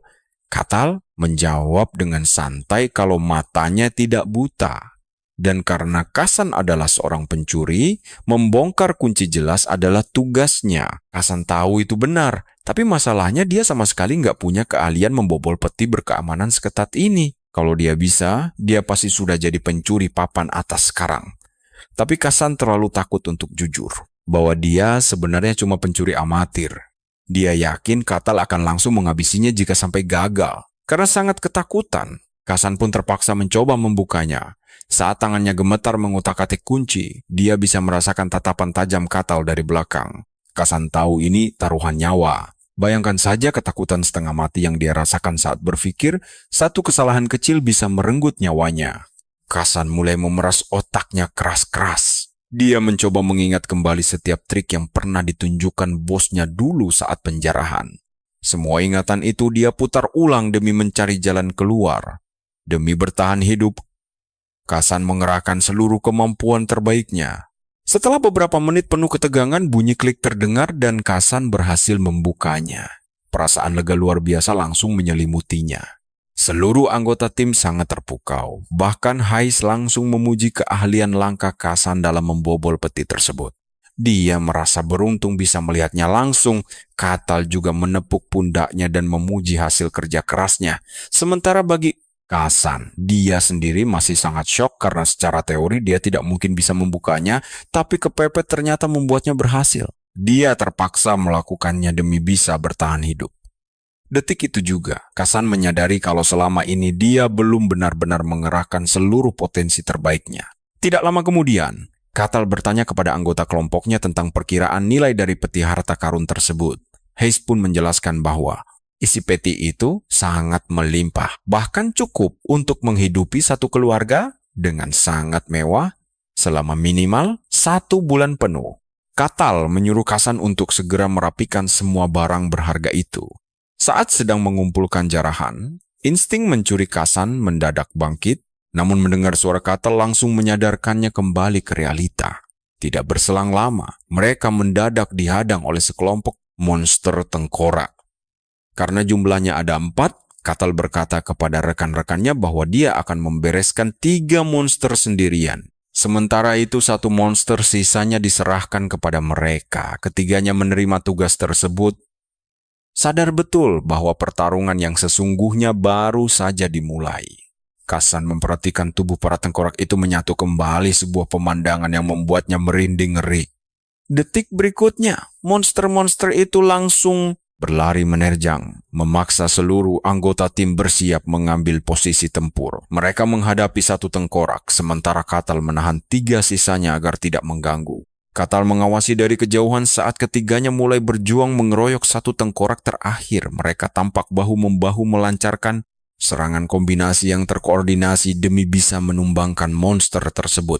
Padahal, di saat mereka sibuk bertarung setengah mati, Katal sebenarnya sudah menghancurkan 3 monster lainnya dengan sangat mudah tanpa beban. Namun, dia merasa senang bisa melihat kerja sama tim yang sesungguhnya. Katal memilih mundur selangkah, sekadar menikmati tontonan seru di depannya. Tidak butuh waktu lama bagi kelompok itu untuk menyadari sesuatu. Mereka sadar Katal sedang menguji mereka. Bayangkan saja 1 kesalahan kecil di sini bisa langsung berujung pada kematian yang mengenaskan. Ketakutan inilah yang memaksa ketiganya melampaui batas kemampuan mereka. Hingga akhirnya, setelah berjuang keras, monster tengkorak itu pun berhasil mereka hancurkan. Melihat pertarungan barusan, Katal menyimpulkan kalau para tentara bayaran yang melewati padang salju 5 tahun lalu ternyata petarung yang lumayan tangguh. Mereka pun melanjutkan perjalanan menyusuri labirin, hingga tiba di lantai 3 tempat para monster tengkorak berkeliaran dalam jumlah yang jauh lebih banyak. Untungnya, gerombolan monster itu bukan masalah besar selama Katal yang memimpin di barisan paling depan. Sampai akhirnya, mereka tiba di bagian terdalam dari dungeon ini, tempat bersemayamnya bos terakhir. Sesosok kesatria tengkorak raksasa telah menunggu di sana, membuat semuanya tersentak kaget. Rasa takut seketika menyelimuti mereka, sebab monster tingkat tinggi seperti kesatria tengkorak seharusnya tidak berada di dalam dungeon kelas rendah ini. Katal dengan santai bertanya apakah monster ini jauh lebih kuat dibanding yang sebelumnya, dan mereka mengangguk cepat mengiyakan hal itu. Hayes paham betul bahwa hanya petarung sekelas kesatria yang sanggup mengimbangi kekuatannya. Dia sangat yakin bahwa mereka sama sekali tidak memiliki peluang untuk menang. Katal kemudian bertanya tentang konsekuensi yang akan mereka hadapi jika mereka memutuskan untuk mundur begitu saja. Kata mereka, pihak wilayah biasanya akan melakukan penyelidikan terlebih dahulu sebelum mengirim pasukan khusus untuk membereskan kekacauan ini. Mendengar hal itu, Katal hanya tersenyum tipis. Rasa penasarannya mulai terusik dan tanpa ragu dia langsung melangkah mendekati sang kesatria tengkorak. Dia merasa sangat kagum melihat bagaimana monster tengkorak yang satu ini bisa menjaga keutuhan tubuhnya tanpa hancur berantakan seperti monster lainnya. Sang kesatria tengkorak langsung mengambil kuda-kuda, lalu mengayunkan pedang besarnya hingga menciptakan sebuah gelombang kejut yang luar biasa dahsyat. Menyadari adanya bahaya besar, Hayes bergegas memasang perisai sihir pelindung demi menyelamatkan rekan-rekannya. Namun, meskipun sudah dilindungi perisai tersebut, dampak dari tebasan dahsyat sang kesatria masih terasa sangat menyakitkan. Serangan itu seketika menguras habis tenaga mereka hingga jatuh terkapar di tanah. Tiranis benar-benar terkejut melihat satu tebasan santai dari monster itu bisa menghasilkan daya hancur yang luar biasa mengerikan seperti ini. Tanpa membuang waktu, sang kesatria tengkorak kembali menerjang maju dengan niat membunuh yang sangat jelas.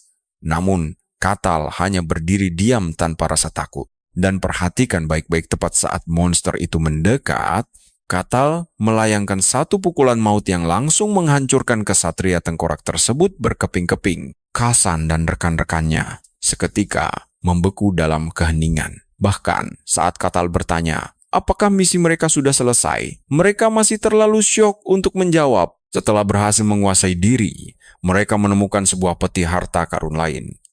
Katal meminta Kasan membukanya. Namun Kasan terpaksa harus jujur bahwa peti tersebut dilindungi oleh segel kunci tingkat tinggi yang tidak mungkin bisa dia bobol dengan kemampuan pencuri miliknya saat ini. Kasan menyarankan agar mereka mengabaikannya saja, namun belum sempat dia menyelesaikan kalimatnya, Katal sudah menghancurkan peti itu dengan sekali hantam. Sekali lagi, anggota tim dibuat melongo tidak percaya melihat pemandangan gila itu. Katal kemudian menyuruh Kasan untuk segera mengumpulkan jarahan berharga di dalamnya. Kasan melangkah mendekat sambil terus memikirkan bagaimana cara Katal bisa menghancurkan peti sekuat itu dengan tangan kosong. Sungguh tidak masuk akal. Kejadian seperti ini belum pernah dia dengar sebelumnya, membuat dia bingung mengapa Katal menyuruhnya membuka kunci jika bisa menghancurkannya semudah itu. Setelah mengamankan seluruh jarahan, mereka akhirnya keluar dari dungeon. Menariknya, begitu mereka melangkah keluar, dungeon tersebut langsung lenyap tanpa bekas, dan Kasan menjelaskan bahwa labirin biasanya akan menghilang setelah berhasil ditaklukkan, kecuali jika masih menyisakan sebuah ruangan rahasia yang tersembunyi. Karena dungeon ini menghilang, berarti tidak ada ruangan rahasia lagi. Mendengar penjelasan tersebut, Katal langsung mencatat informasi menarik ini dalam ingatannya. Mereka kemudian kembali ke pos penjagaan, membuat sang kapten terkejut setengah mati karena mereka bisa menyelesaikan misi dengan sangat cepat. Tanpa menunda waktu, dia membawa setiap anggota kelompok ke ruang tunggu untuk melakukan sesi wawancara secara terpisah demi menggali informasi. Saat giliran Hayes, sang kapten bertanya apakah Katal diizinkan untuk menetap di wilayah mereka, dan Hayes langsung mengiyakan tanpa ragu sedikit pun, tidak melihat adanya masalah pada pemuda itu. Sang kapten sendiri sebenarnya tidak terlalu peduli dengan urusan pembersihan dungeon, melainkan lebih fokus untuk menyaring orang-orang yang berbahaya bagi wilayahnya. Tiranis dan Kasan juga mengatakan hal senada, meyakinkan kapten tentang Katal. Menariknya, saat Katal ditanya soal rekan setimnya, dia malah memuji dan menceritakan kerja keras mereka dalam menyelesaikan misi tersebut. Sangat aneh. Jelas sang kapten langsung dibuat terkejut karena hal mustahil ini. Setelah mereka berhasil keluar dengan selamat. Setelah mempertimbangkan semua informasi ini, kapten akhirnya mengizinkan mereka lewat untuk memasuki wilayah kekuasaannya. Dia menyerahkan selembar surat izin resmi sambil menegaskan mereka akan langsung diusir jika bikin ulah. Di sana, tak hanya itu, mereka bahkan langsung diberi hadiah melimpah atas keberhasilan menaklukkan dungeon. Sang kapten meminta mereka membaginya. Katal mengucapkan terima kasih atas imbalan itu, lalu segera berbalik menghampiri rekan setimnya, rata bagi semua. Tentu saja, Hayes dan kedua rekannya merasa sangat sungkan untuk menerima koin emas itu. Namun Katal tetap memaksa mereka berjuang bersama. Jadi, hadiah itu harus dibagi rata di antara mereka. Sadar pria itu tidak akan menyerah, mereka bertiga akhirnya mengalah. Setelah membagi koin emas, Katal mengajak mereka bersenang-senang di sebuah kedai minum terdekat. Kasan dan dua lainnya terpaksa setuju, padahal dalam hati mereka sangat ingin lari dari monster mengerikan ini, hanya ingin melarikan diri dari hadapan monster mengerikan ini. Begitu rombongan pergi, kapten pun mulai berpikir keras. Sebelumnya, dia harus mengakui Katal memang luar biasa kuat karena sanggup menghabisi seorang satria kerangka hanya dalam satu kali tebasan. Kekuatan luar biasa. Coba perhatikan baik-baik bagian ini. Insting sang kapten mendadak memberitahu bahwa barbar satu ini bukanlah ancaman biasa. Pada umumnya, Katal adalah sebuah anomali besar, tidak hanya di kalangan barbar, tapi juga bagi seluruh umat manusia. Menyadari situasi ini jauh lebih serius dari dugaannya, sang kapten pun bergegas pergi untuk melapor langsung kepada penguasa wilayah tersebut. Sesampainya di kastil megah, dia langsung menghadap sang penguasa tertinggi di wilayah kekuasaan itu yang bernama Luke. Tanpa ragu, kapten langsung melapor, gawat. Ada orang barbar kuat memasuki wilayah mereka. Mendengar itu Luke bertanya apakah kapten sendiri yang memberikan izin masuk tersebut dan dijawab ya karena awalnya dikira aman saja.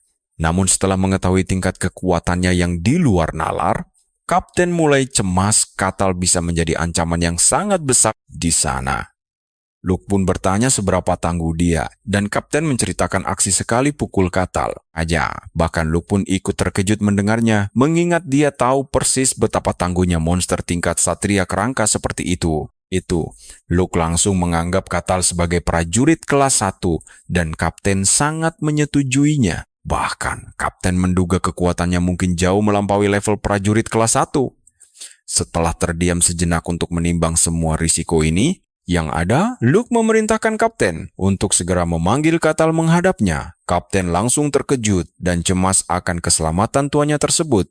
Namun Luke menegaskan bahwa membiarkan sosok sekuat Katal berkeliaran bebas tanpa pengawasan justru membawa risiko bahaya yang jauh lebih besar. Dia ingin melihatnya langsung. Kapten pun mengingatkan betapa berbahayanya mengundang orang barbar tersebut. Luke hanya tersenyum tenang dan mengingatkan kapten bahwa dia memiliki ksatria andalan yang selalu bersiaga tepat di belakang tahtanya di sana.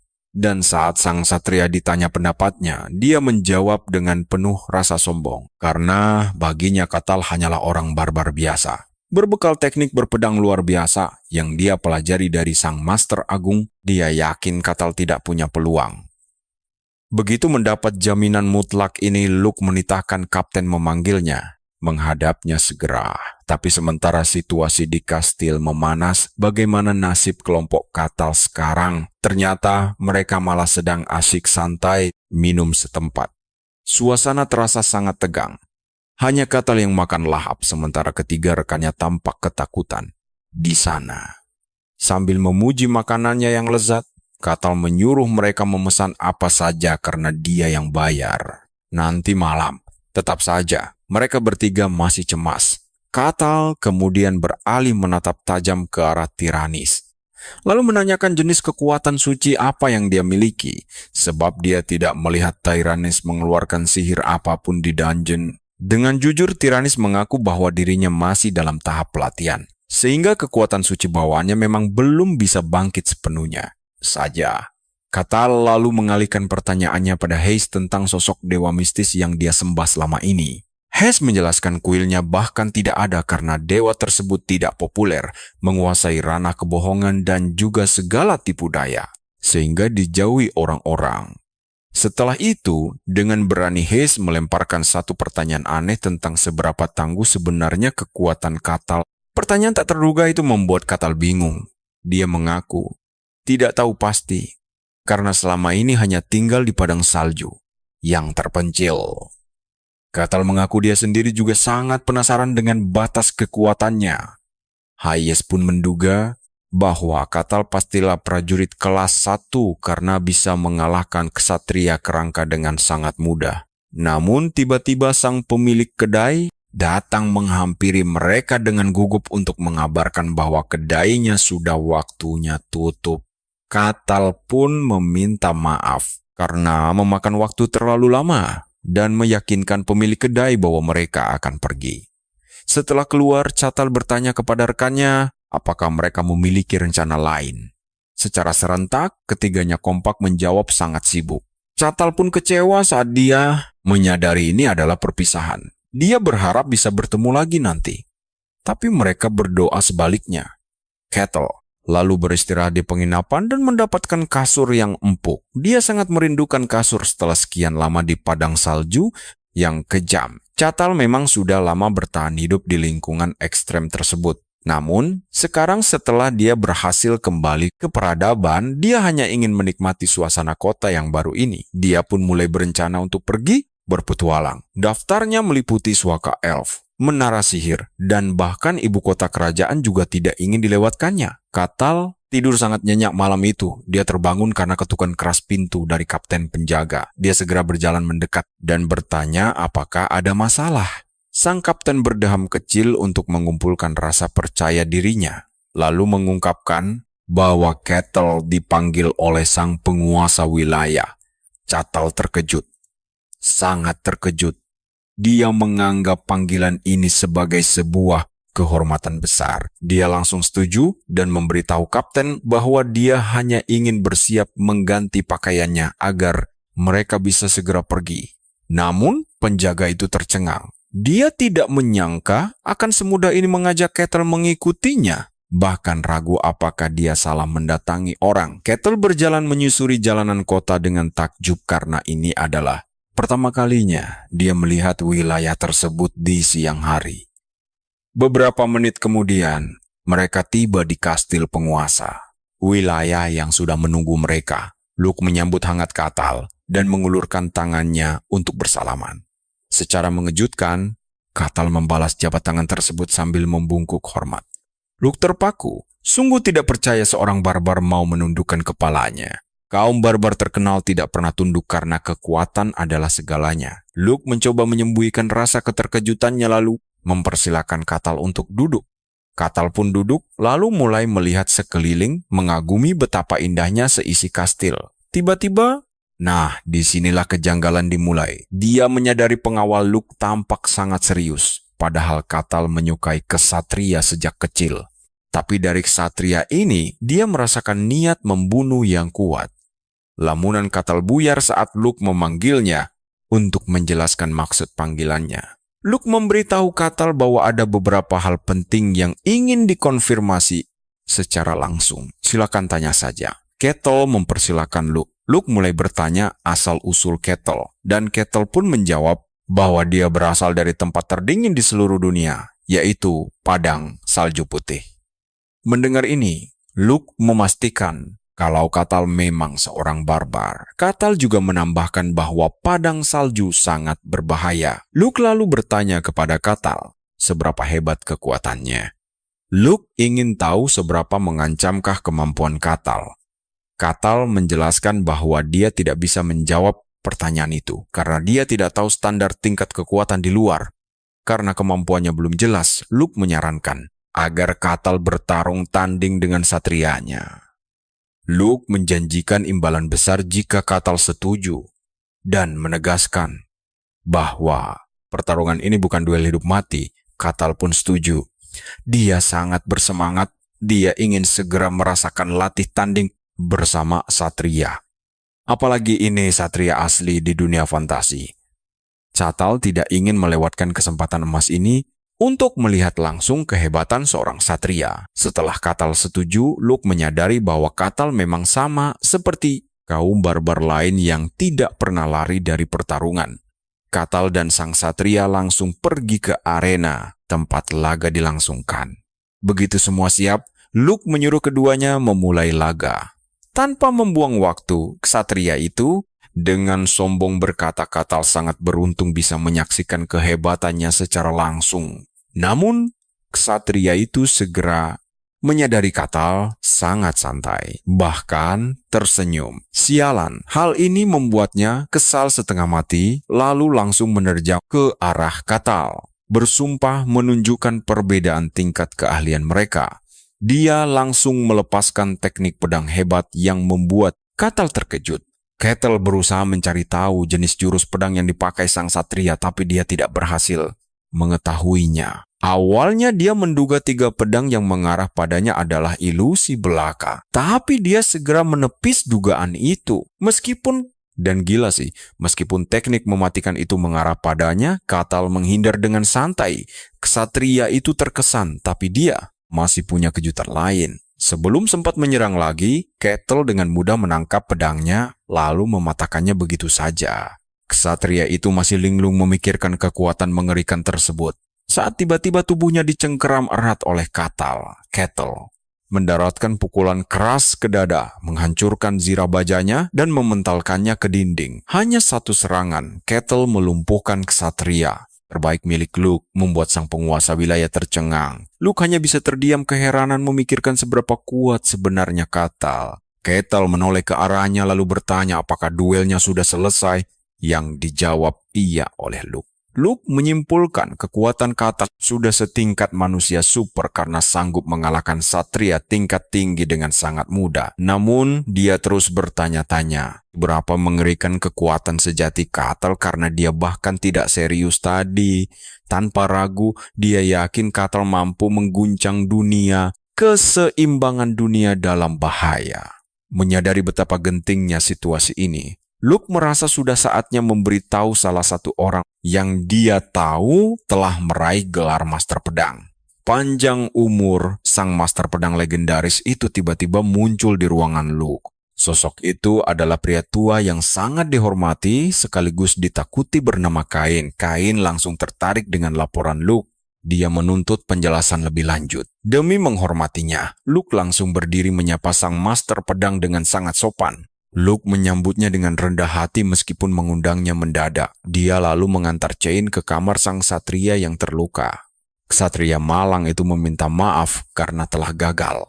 Tapi Kain segera masuk dan melarangnya meminta maaf. Dia menyalahkan dirinya sendiri. Menurut Cain, dia kurang becus mendidik muridnya sendiri. Makanya sang murid sampai bisa kalah telak dari orang barbar asing. Luke memperhatikan sang satria lebih dekat. Dia terkejut menyadari tidak ada satupun luka robek di dadanya. Padahal zira dadanya hancur lebur. Rupanya, Katal sengaja menahan serangannya agar tidak membunuhnya. Cain juga menganalisis situasi ini. Dan disinilah kalian harus tahu betapa ngerinya insting bertarung sang Master Pedang. Dia yakin Katal bukan sekadar orang barbar bodoh. Petarung liar itu punya kendali kekuatan yang luar biasa presisi. Cain menegaskan bahwa level Katal sudah melampaui satria biasa. Kekuatannya sudah masuk kategori manusia super yang mengerikan. Luke penasaran dan menanyakan sudut pandang Cain. Sang Master Pedang mengakui kekuatan Katal, namun dia tetap percaya diri. Tidak mungkin Katal bisa menandingi levelnya sebagai Master Pedang. Sambil memeriksa bekas luka, Cain menyadari sesuatu yang aneh. Katal tidak bisa menggunakan aura, tapi kekuatannya luar biasa gila. Metode mustahil yang tidak bisa dilakukan manusia biasa. Pasti ini teknik rahasia kaum barbar.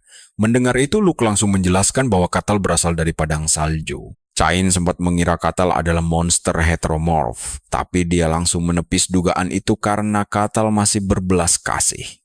Namun, kenapa ada orang barbar sekuat itu muncul dari padang salju? Waktunya benar-benar terasa sangat mencurigakan. Luke bisa melihat kecemasan di wajah Cain, lalu bertanya, apakah ada sesuatu yang sedang mengganggu pikirannya saat ini?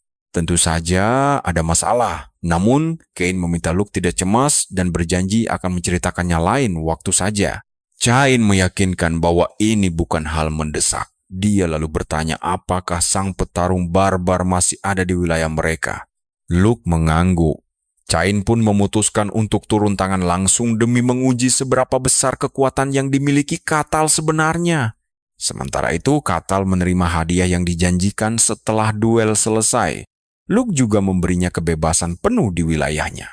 Katal mengaku belum punya rencana matang, tapi dia butuh status identitas resmi. Dia sadar betul konsekuensinya jika tidak punya. Berpindah wilayah atau masuk dungeon akan sangat merepotkan tanpa dokumen resmi. Disinilah sang kapten penjaga memberi saran. Katal bisa meminta bangsawan tinggi untuk menjadi penjaminnya. Atau ada cara lain yang jauh lebih praktis dan mandiri, yaitu menjadi seorang tentara bayaran. Jika berhasil mengumpulkan banyak prestasi, serikat akan otomatis mengakui identitas resminya.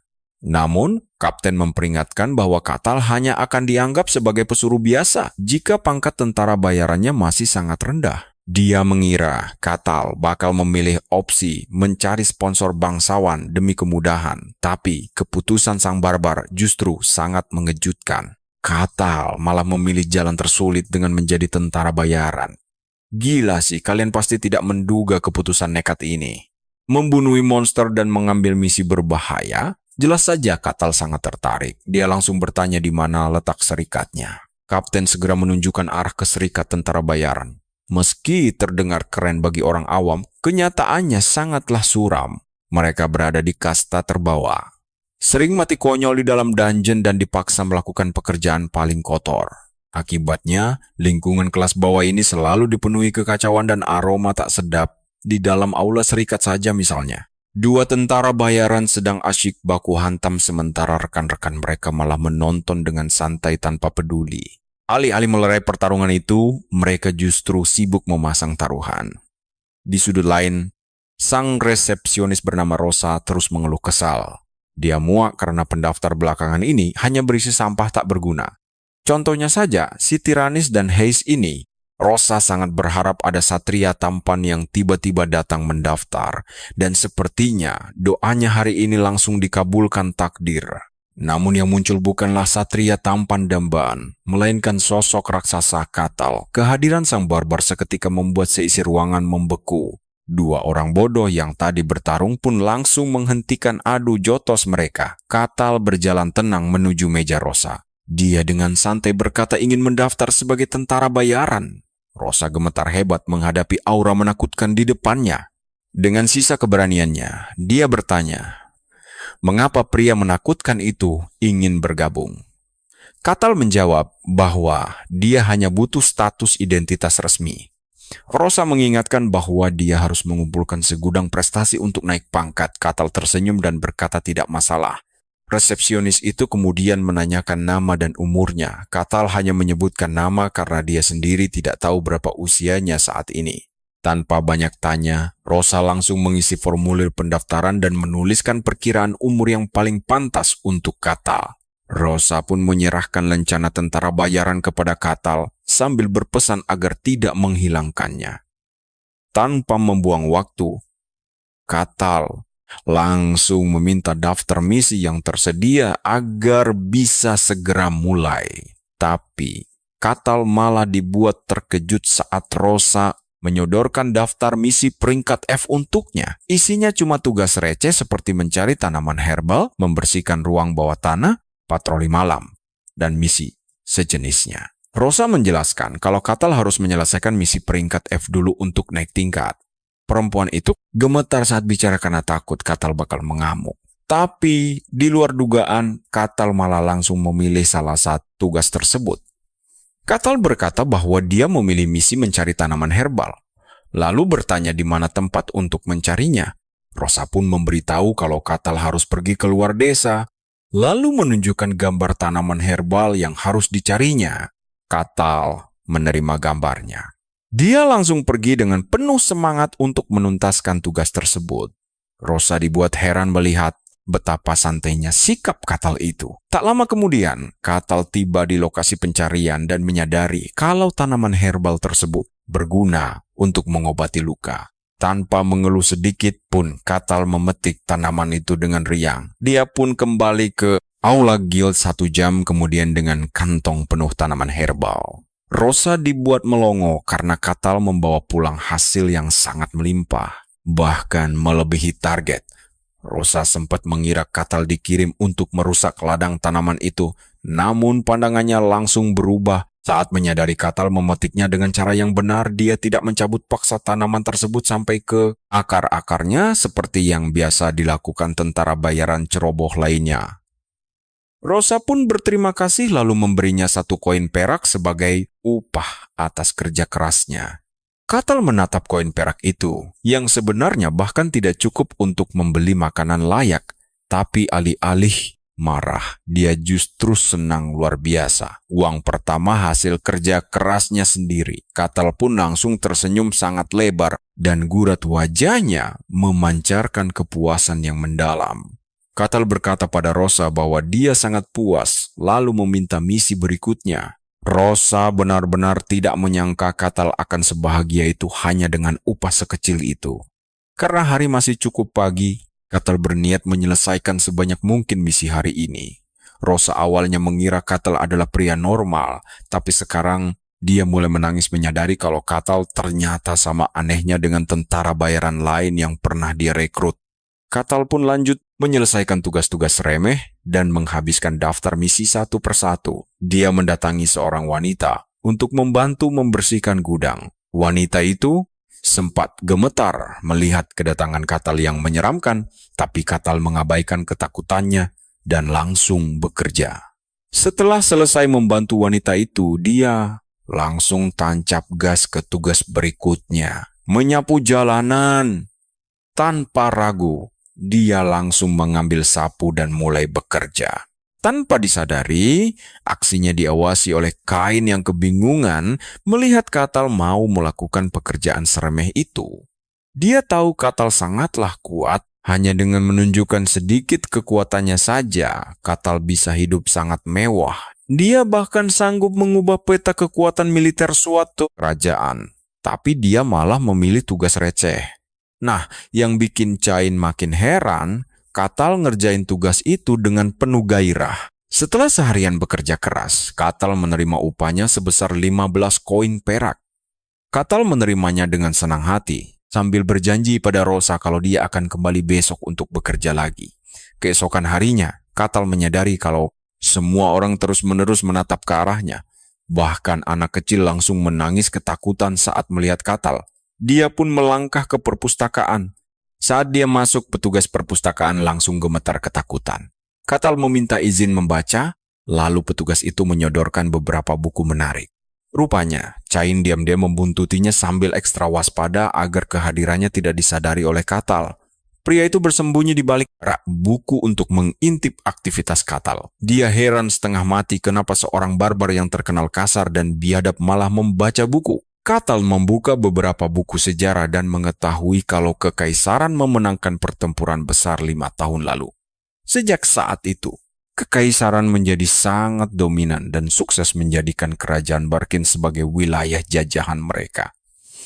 Masih ada beberapa kerajaan lain yang belum ditaklukkan, tapi kekaisaran tampaknya terus bergerak dengan sangat cepat untuk menguasai dunia. Setelah selesai membaca catatan sejarah, Katal memutuskan untuk mempelajari rahasia fantasi dunia tersebut.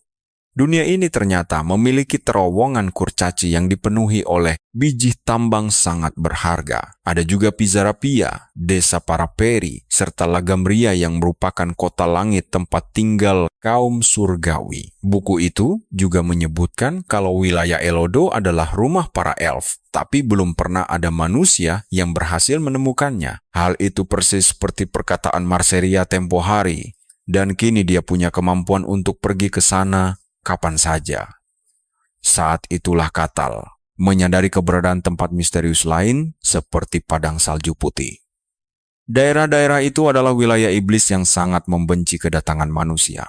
Tempat itu dihuni makhluk mengerikan dan ada 5 wilayah iblis yang sangat luas. Salah satunya adalah hutan sunyi yang menenggelamkan segalanya dalam keheningan total. Lalu ada jurang maut yang menyeret dunia ke dalam kegelapan. Ada juga laut dalam misterius, tempat ajaib di mana manusia anehnya masih bisa bernapas. Serta ada lubang tanpa dasar tempat kekosongan abadi berada. Dan padang salju putih.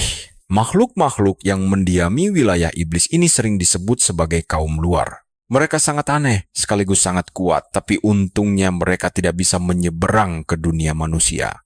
Katal pun cukup terkejut mengetahui. Dia tahu kalau padang salju putih itu sendiri sudah sangat luas, tapi membayangkan ada tempat lain yang mirip dengannya benar-benar membuat pikirannya terguncang.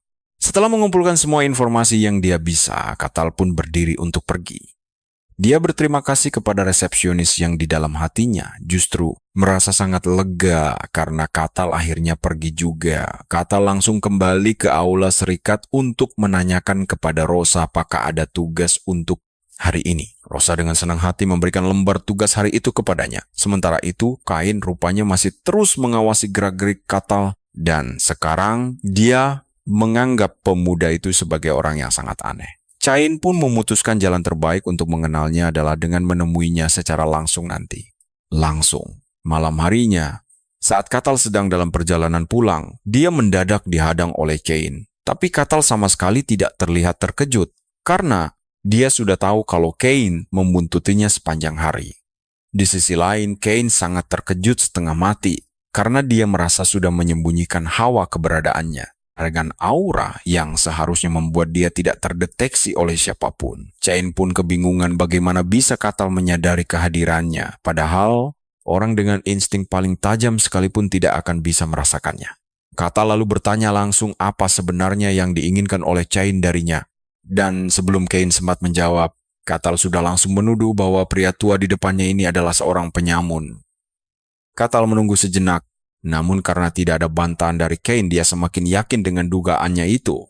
Cain akhirnya angkat bicara dan dengan tenang menjelaskan kepada Katal bahwa dia bukan penyamun, sambil bertanya-tanya apakah pemuda itu akan mundur jika tahu dia adalah seorang master pedang. Sayangnya, Katal sudah telanjur yakin kalau Cain adalah buronan yang harus ditangkap. Di kepalanya, dia bahkan sudah terus-menerus membayangkan poin prestasi melimpah yang akan didapatkannya setelah menangkap orang ini. Melihat Katal yang keras kepala, Cain memutuskan menggunakan kesempatan ini untuk menguji kekuatannya. Saat Cain bersiap menyerang, tiba-tiba saja sosok Katal melesat lenyap begitu saja dan muncul tepat di belakangnya. Katal mencoba mencengkeramnya, namun di detik terakhir Cain berhasil menghindar. Katal hanya tersenyum tipis, mengakui kalau gerakan lelaki tua itu cukup cepat.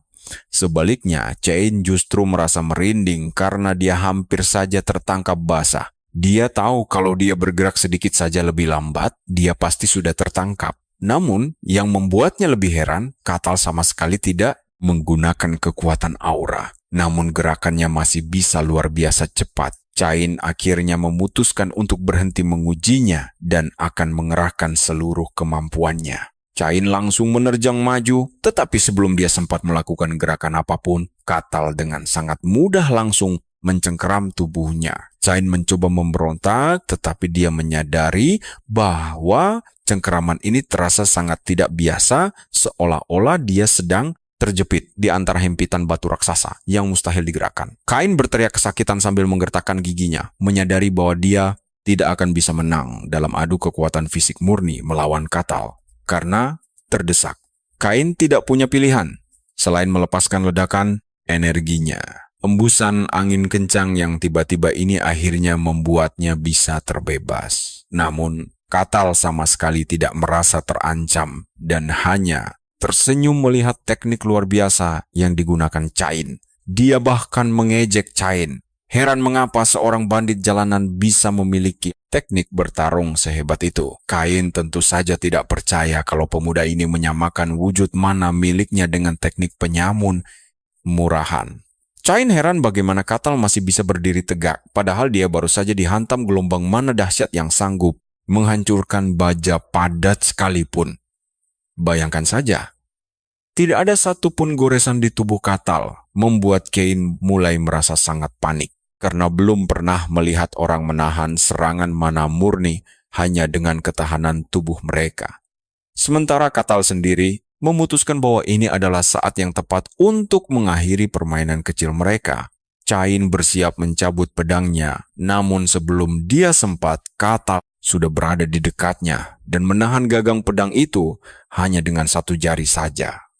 Hal ini benar-benar membuat Cain terpana, karena tidak percaya ada orang yang sanggup menahan senjata andalannya hanya dengan satu jari. Cain mengerahkan seluruh kekuatannya untuk menarik pedang itu. Namun, Katal bahkan tidak terlihat mengeluarkan tenaga sedikit pun. Cain akhirnya menyerah dan Katal langsung membopongnya layaknya bayi. Katal merasa sangat kecewa karena berpikir para penyamun ternyata sangat lemah, tanpa tahu dia baru saja mengalahkan seorang master pedang. Baik teman-teman, itulah akhir dari petualangan kali ini. Jika kalian menyukai video ini, silakan tulis komentar di bawah. Jangan lupa untuk berlangganan, aktifkan loncengnya, dan berikan suka kalian. Terima kasih sudah menonton, dan sampai jumpa lagi. Tidak lama setelah kejadian itu, Katal tiba di pos penjagaan sambil memanggul tubuh Cain di pundaknya. Kapten penjaga tentu saja sangat terkejut melihat sang master pedang diperlakukan dengan begitu mudahnya layaknya seorang anak kecil. Berbagai pikiran berkecamuk di kepalanya, bertanya-tanya apakah Katal ini yang telah menyerang sang master pedang legendaris tersebut. Dia benar-benar terperangah ketika mendengar Katal menyebut Cain sebagai pencuri yang berhasil dia tangkap. Katal lalu memberitahu kapten bahwa tujuannya datang adalah untuk menyerahkan Cain demi menambah poin pencapaian tentara bayarannya. Sang kap mulai menyadari apa yang sebenarnya sedang terjadi di depan matanya. Dia tersadar bahwa sang master pedang yang sangat disegani ini ternyata berhasil diringkus oleh seorang barbar.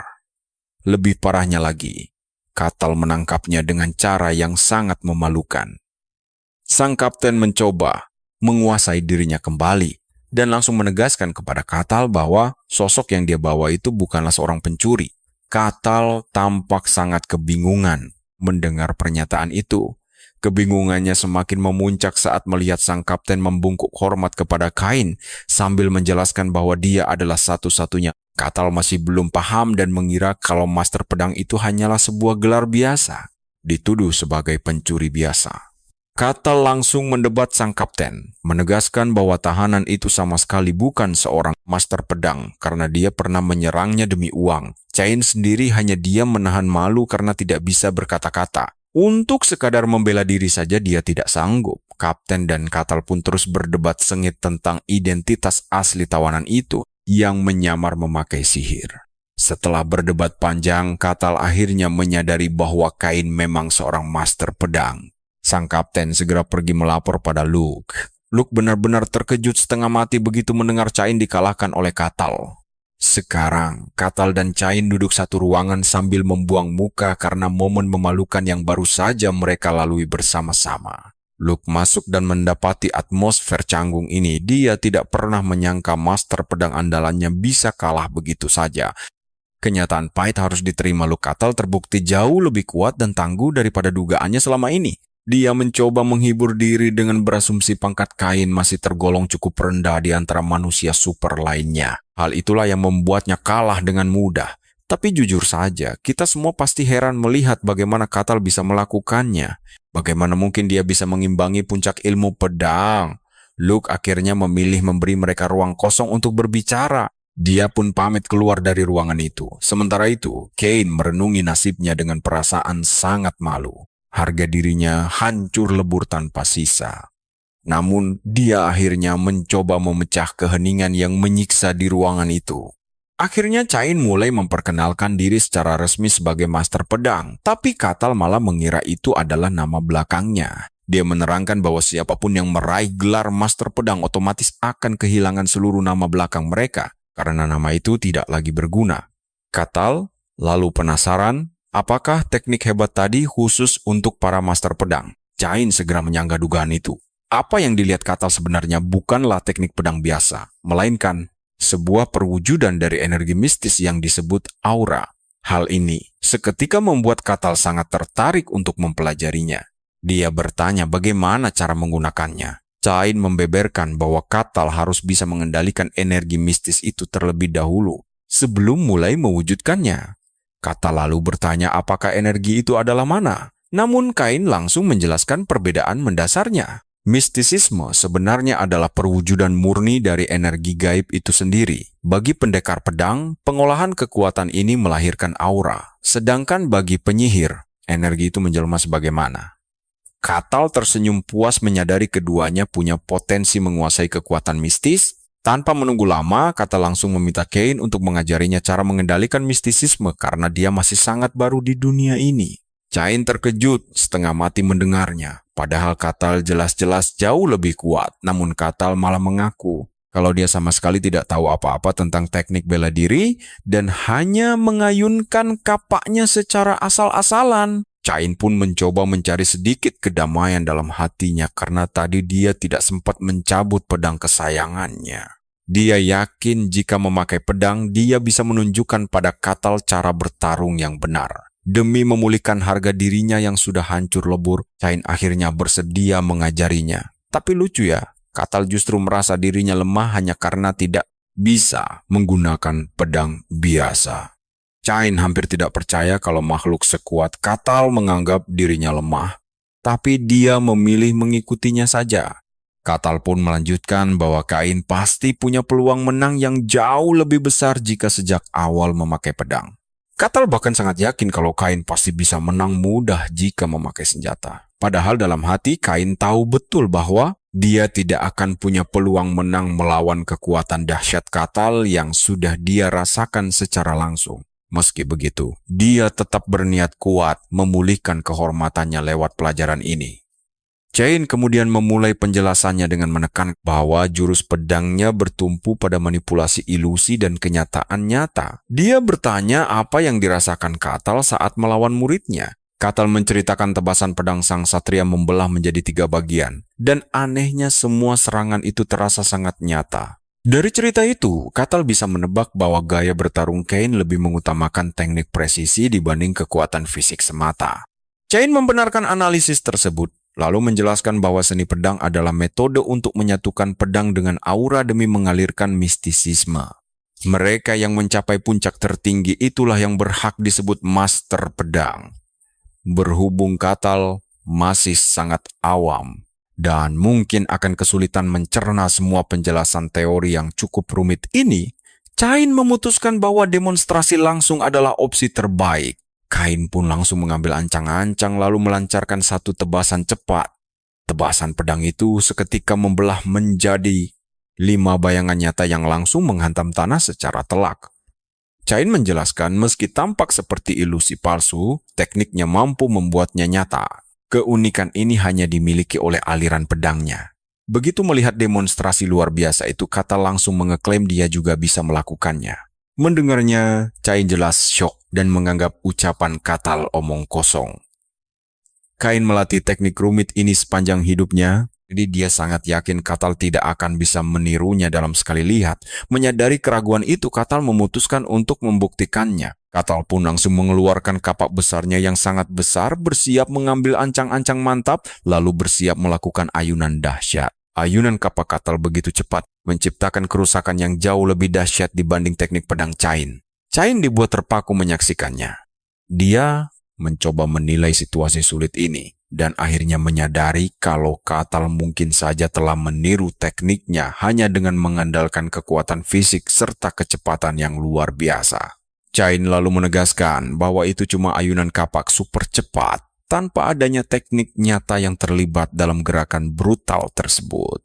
Katal merasa sangat bingung mendengar hal itu, lalu langsung berargumen keras untuk membantah ucapan sang tetua. Karena teknik ini memang untuk bertarung, Katal yakin tujuannya sudah tercapai dengan sempurna, peduli amat dengan cara yang dia pakai. Mendengar argumen itu, Cain tersadar kalau logika Katal tidak sepenuhnya keliru, tapi dia ingin menunjukkan sesuatu yang benar-benar mustahil ditiru, sesuatu yang tidak akan bisa dilakukan Katal. Dia pun bersiap merilis jurus baru. Detik berikutnya, Cain membelah bayangan tubuhnya menjadi beberapa bagian, persis seperti saat dia menggunakan pedang. Cain menjelaskan bahwa teknik yang digunakannya ini adalah pembelahan tubuh yang tercipta lewat pengendalian aura hingga batas maksimal. Cain lalu menantang Katal apa dia sanggup meniru jurus tingkat tinggi ini. Katal langsung menerima tantangan itu. Dia melangkah mundur, lalu mulai menggerakkan tubuhnya dengan kecepatan luar biasa, persis seperti Cain. Tubuhnya langsung terbelah persis seperti teknik Cain, bahkan meninggalkan bekas kehancuran yang jauh lebih mengerikan. Sang pendekar pedang kena mental total. Dia tidak percaya kerja keras seumur hidupnya ditiru cuma dalam hitungan detik saja. Cain pun langsung terjatuh berlutut putus asa. Katal sempat mengejeknya karena mentalnya yang lemah. Tapi si raksasa ini kemudian memutuskan untuk membesarkan hati Cain. Dia memuji ilmu pedang Cain yang luar biasa, lalu mengakui kalau dirinya tidak benar-benar meniru teknik itu. Katal cuma mengayunkan kapak dengan sangat cepat tanpa memasukkan esensi jurus Cain ke dalamnya. Katal pun mengakui tidak akan pernah bisa mencapai puncak ilmu spiritual seperti yang dimiliki Cain. Mendengar pengakuan jujur dari Katal ini, kepercayaan diri Cain kembali bangkit. Dia yakin kalau tekniknya tetaplah unik dan tiada duanya. Ilmu pedangnya sudah sempurna. Satu-satunya masalah di sini adalah dia harus berhadapan dengan monster yang level kekuatannya berada jauh di luar nalar. Namun, Cain masih heran mengapa Katal bisa bergerak secepat itu tanpa aura. Padahal, hal itu seharusnya mustahil dilakukan oleh manusia biasa. Tapi Katal melakukannya dengan sangat santai, seolah itu hal yang mudah. Mendadak, Katal mengajukan sebuah permohonan yang mengejutkan. Dia memohon agar Cain sudi mengajarinya cara menggunakan teknik spiritual tersebut dengan benar. Cain pun setuju. Dia menjelaskan kalau Katal ingin menguasainya, dia harus belajar bagaimana cara mengendalikan energi aura terlebih dahulu. Tetapi untuk itu, Katal wajib memahami bagaimana cara kerja misteri spiritual ini. Menurut Kain, tidak ada penyihir ataupun pendekar pedang yang bisa mencapai puncak kekuatan tanpa memahami misteri tersebut. Meski begitu, tetap ada beberapa pengecualian khusus dalam hal ini, yaitu mereka yang taat menyembah para dewa. Keyakinan kuat itu membantu mereka melewati syarat mutlak ini secara instan. Katal pun langsung paham bahwa kekuatan ilahi berbeda dari kekuatan lainnya. Chain membenarkan kalau pengguna kekuatan ilahi menerima berkah langsung dari para dewa. Dia menjelaskan bahwa misteri adalah kekuatan gaib yang ada di dalam diri manusia, tergantung bagaimana manusia itu mengolahnya. Saat mencoba menjabarkan apa sebenarnya misteri ini, Chain mengungkapkan bahwa ada 5 tingkatan. Tahap paling dasar adalah deteksi misteri, yang memungkinkan seseorang untuk merasakan dan menyadari keberadaan energi spiritual tersebut. Katal pun penasaran apakah semua orang bisa merasakannya. Chain menggeleng pelan. Misteri ini hanya bisa dirasakan oleh orang-orang terpilih. Mereka yang sanggup merasakannya disebut kelas 3. Persisnya penjelasan Molina kepada Kain 5 tahun lalu di masa lalunya. Chain pun kembali menjabarkan kelima tingkatan legendaris tersebut, dari kelas 3 hingga tingkat pahlawan. Sang tetua lalu menambahkan bahwa kesenjangan kekuatan di setiap tingkatnya luar biasa lebar, hampir tidak masuk akal bagi manusia biasa. Karena Katal sama sekali belum memiliki kepekaan spiritual, mereka harus memulainya dari tingkat paling bawah terlebih dahulu. Dia menyuruh Katal merasakan segala hal di sekitarnya, mulai dari pijakan tanah di bawah kakinya hingga embusan angin sepoi-sepoi. Di sana Katal diminta peka terhadap segalanya. Dia pun segera duduk bersila untuk meditasi, mengikuti semua instruksi dari Kain. Namun baru beberapa menit berlalu, Katal langsung menyerah dan mengaku tidak merasakan apa-apa. Chain terkejut setengah mati mendengarnya, sebab dia yakin orang sekuat Katal harusnya bisa mendeteksi energi itu dengan mudah. Chain mulai curiga apakah Katal adalah sebuah pengecualian karena asal-usul tempat kelahirannya yang misterius. Chain pun menduga mungkin memang tidak mudah bagi Katal untuk membangkitkan misteri spiritual ini sejak awal belajar. Chain menawarkan untuk mengalirkan energinya secara langsung guna menuntun Katal menemukan aliran misteri tersebut. Katal seketika kegirangan begitu mendengar Chain berniat mentransfer aura ke dalam tubuhnya. Dia langsung mendesak si Pak Tua agar cepat memulainya. Kain pun berdiri di belakang Katal untuk bersiap. Tapi begitu tangannya menyentuh tubuh Katal, Kain mendadak siok. Bukannya merasakan kulit, dia malah merasa seperti sedang meraba bongkahan batu padat. Kain tidak percaya ada otot manusia yang sekeras dan sepadat batu karang. Katal menyadari Kain malah melamun tanpa melakukan apapun, lalu langsung menegurnya. Kain buru-buru memfokuskan kembali pikirannya. Dia pun mulai mengalirkan energi auranya ke dalam tubuh Katal, berniat membangkitkan misteri spiritual yang masih tertidur di sana. Chain sangat yakin proses sederhana ini akan selesai dengan mudah, namun tiba-tiba saja dia menyadari kalau dirinya telah membentur, menabrak tembok keras. Bahkan, Kain menyadari situasinya jauh lebih buruk dari dugaannya saat mencoba menjangkau kekuatan mistis dalam tubuh Katal. Rasanya seperti tersesat di samudera dalam tanpa ujung. Chain akhirnya mengambil kesimpulan mustahil baginya untuk bisa membangunkan energi mistis Katal. Katal cemas dan bertanya apakah dirinya tidak berbakat, namun Chain langsung membantahnya dengan tegas demi menenangkan pria itu. Chain menyarankan Katal berjalan di jalurnya sendiri untuk membangkitkan kekuatan tidurnya. Dia juga jujur tidak bisa mendeteksi energi tersebut. Katal seketika khawatir jika dia memang benar-benar mati rasa terhadap mistisisme. Beruntung sang master pedang buru-buru menepis kekhawatiran itu. Chain meyakinkan bahwa itu bukan masalahnya. Dia hanya tidak bisa memastikan di mana letak fondasi aliran mistis dalam tubuh Katal. Chain menjelaskan sudut pandangnya, bahwa fisik Katal luar biasa kokoh. Chain bahkan sudah mengalirkan aura. Namun energi itu langsung lenyap. Aura itu tidak membekas sama sekali. Seorang master pedang sehebat Kain pun dibuat terperangah karena baru pertama kali melihat keanehan ini. Katal merasa sangat kecewa dengan kenyataan ini. Dia mengira mustahil menguasai ilmu mistis jika Master Pedang saja angkat tangan membantunya. Melihat itu, Kain menyarankan Katal mencari Master Pedang lain yang lebih ahli mengendalikan aura atau mencoba pergi ke menara sihir. Cain dengan tulus memohon maaf karena tidak banyak membantu. Beruntung, Katal sama sekali tidak merasa tersinggung oleh kegagalan sang satria. Dia meyakinkan Kain bahwa meski impiannya belum terwujud, dia telah menyerap banyak pengetahuan berharga dari sesi latihan singkat mereka tadi. Setelah mengucapkan terima kasih, Katal pergi dan meninggalkan sejuta tanda tanya bagi Cain. Mengapa pria ini sangat berbeda dari kaum barbar lainnya? Cain pun mulai memutar otak untuk merekrutnya. Coba perhatikan, ini momen krusial saat dia menanyakan ketertarikan Katal menetap di kerajaan. Kain menjanjikan gelar bangsawan megah andai Katal bersedia mengikrarkan sumpah setianya. Penawaran luar biasa yang sangat sulit ditolak siapapun. Namun tanpa berpikir dua kali, Katal tegas menolaknya. Dia menyatakan tidak berminat untuk mengabdi pada institusi atau siapapun di dunia. Katal hanya ingin hidup bebas tanpa kekangan demi melakukan apapun yang dia kehendaki. Kain paham betul betapa dahsyatnya potensi tarung Katal. Dia sangat berharap bisa membawa petarung kuat ini memihak kerajaan, agar mereka punya peluang menang saat menghadapi gempuran kekaisaran nanti. Cain kembali mengingatkan tentang gelar kehormatan tersebut. Namun, Katal bergeming dengan tatapan tajam yang memaksa sang satria langsung mundur. Katal lalu berpamitan sambil mengapresiasi kebaikan Cain, berjanji tidak akan pernah melupakan usaha tulus sang Master Pedang untuk menolongnya. Usai pertemuan itu, Cain menyusuri lorong kastil sambil menertawakan kebodohannya sendiri karena sempat berkhayal bisa menjinakkan petarung tangguh itu. Dari apa yang dia saksikan sendiri, Cain sangat yakin tidak akan ada satu orang pun yang mampu mendikte keputusan Katal. Pria barbar itu adalah sosok merdeka yang tak tergoyahkan.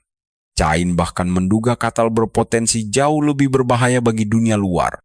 Dibandingkan kaum barbar dari alam iblis, Katal yang berasal dari padang salju putih jauh lebih misterius. Cain pun segera menemui Luke. Dia membocorkan rencana gila kaisar untuk menginvasi alam iblis, sebuah ambisi yang sejauh ini telah menewaskan banyak pasukan pengintai. Cain mendesak Luke untuk segera bersiap diri karena perintah panggilan dari istana kekaisaran bisa jatuh ke tangan mereka sewaktu-waktu. Dia menyebutkan terlalu banyak keanehan terjadi akhir-akhir ini, mulai dari obsesi kaisar hingga desas-desus mengenai kebangkitan para iblis liar.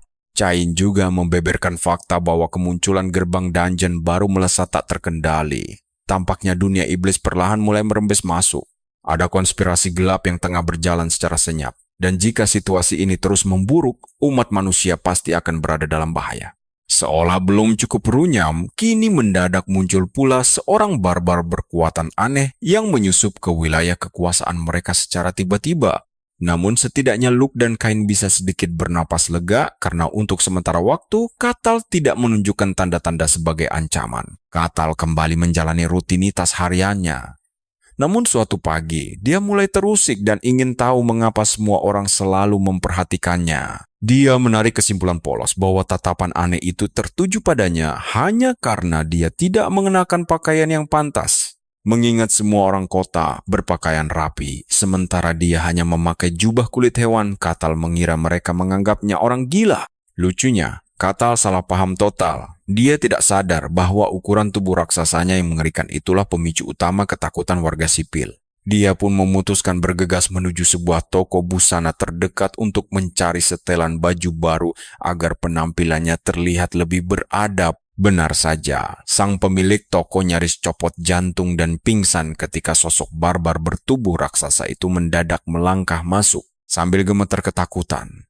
Pemilik toko menjelaskan tidak ada pakaian jadi yang muat, lalu segera menawarkan pembuatan jubah khusus pesanan. Katal langsung menyetujui tawaran itu, namun si penjahit malang justru cemas kepalanya akan dipenggal jika hasil bajunya tidak memuaskan nanti. Katal akhirnya meninggalkan toko tersebut setelah berjanji akan datang mengambil pakaian barunya begitu semua proses pengerjaan selesai dilakukan. Nah, bersiaplah untuk misteri berikutnya. Di tengah jalan menuju guild, Katal tiba-tiba menemukan sebutir manik-manik aneh yang bersinar terang. Karena penasaran, Dia memungutnya untuk ditunjukkan kepada Rosa sesampainya di guild. Gadis itu pun langsung mengambil benda misterius tersebut. Saat menyentuhnya, Rosa bergumam bahwa manik ini dipoles dengan sangat ahli. Namun saat mengamatinya lebih dalam, tatapan Rosa mendadak kosong.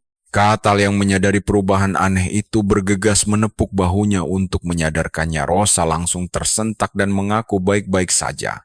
Katal memperingatkan bahwa pikiran Rosa sempat tersedot oleh manik misterius itu. Rosa terkejut mendengarnya.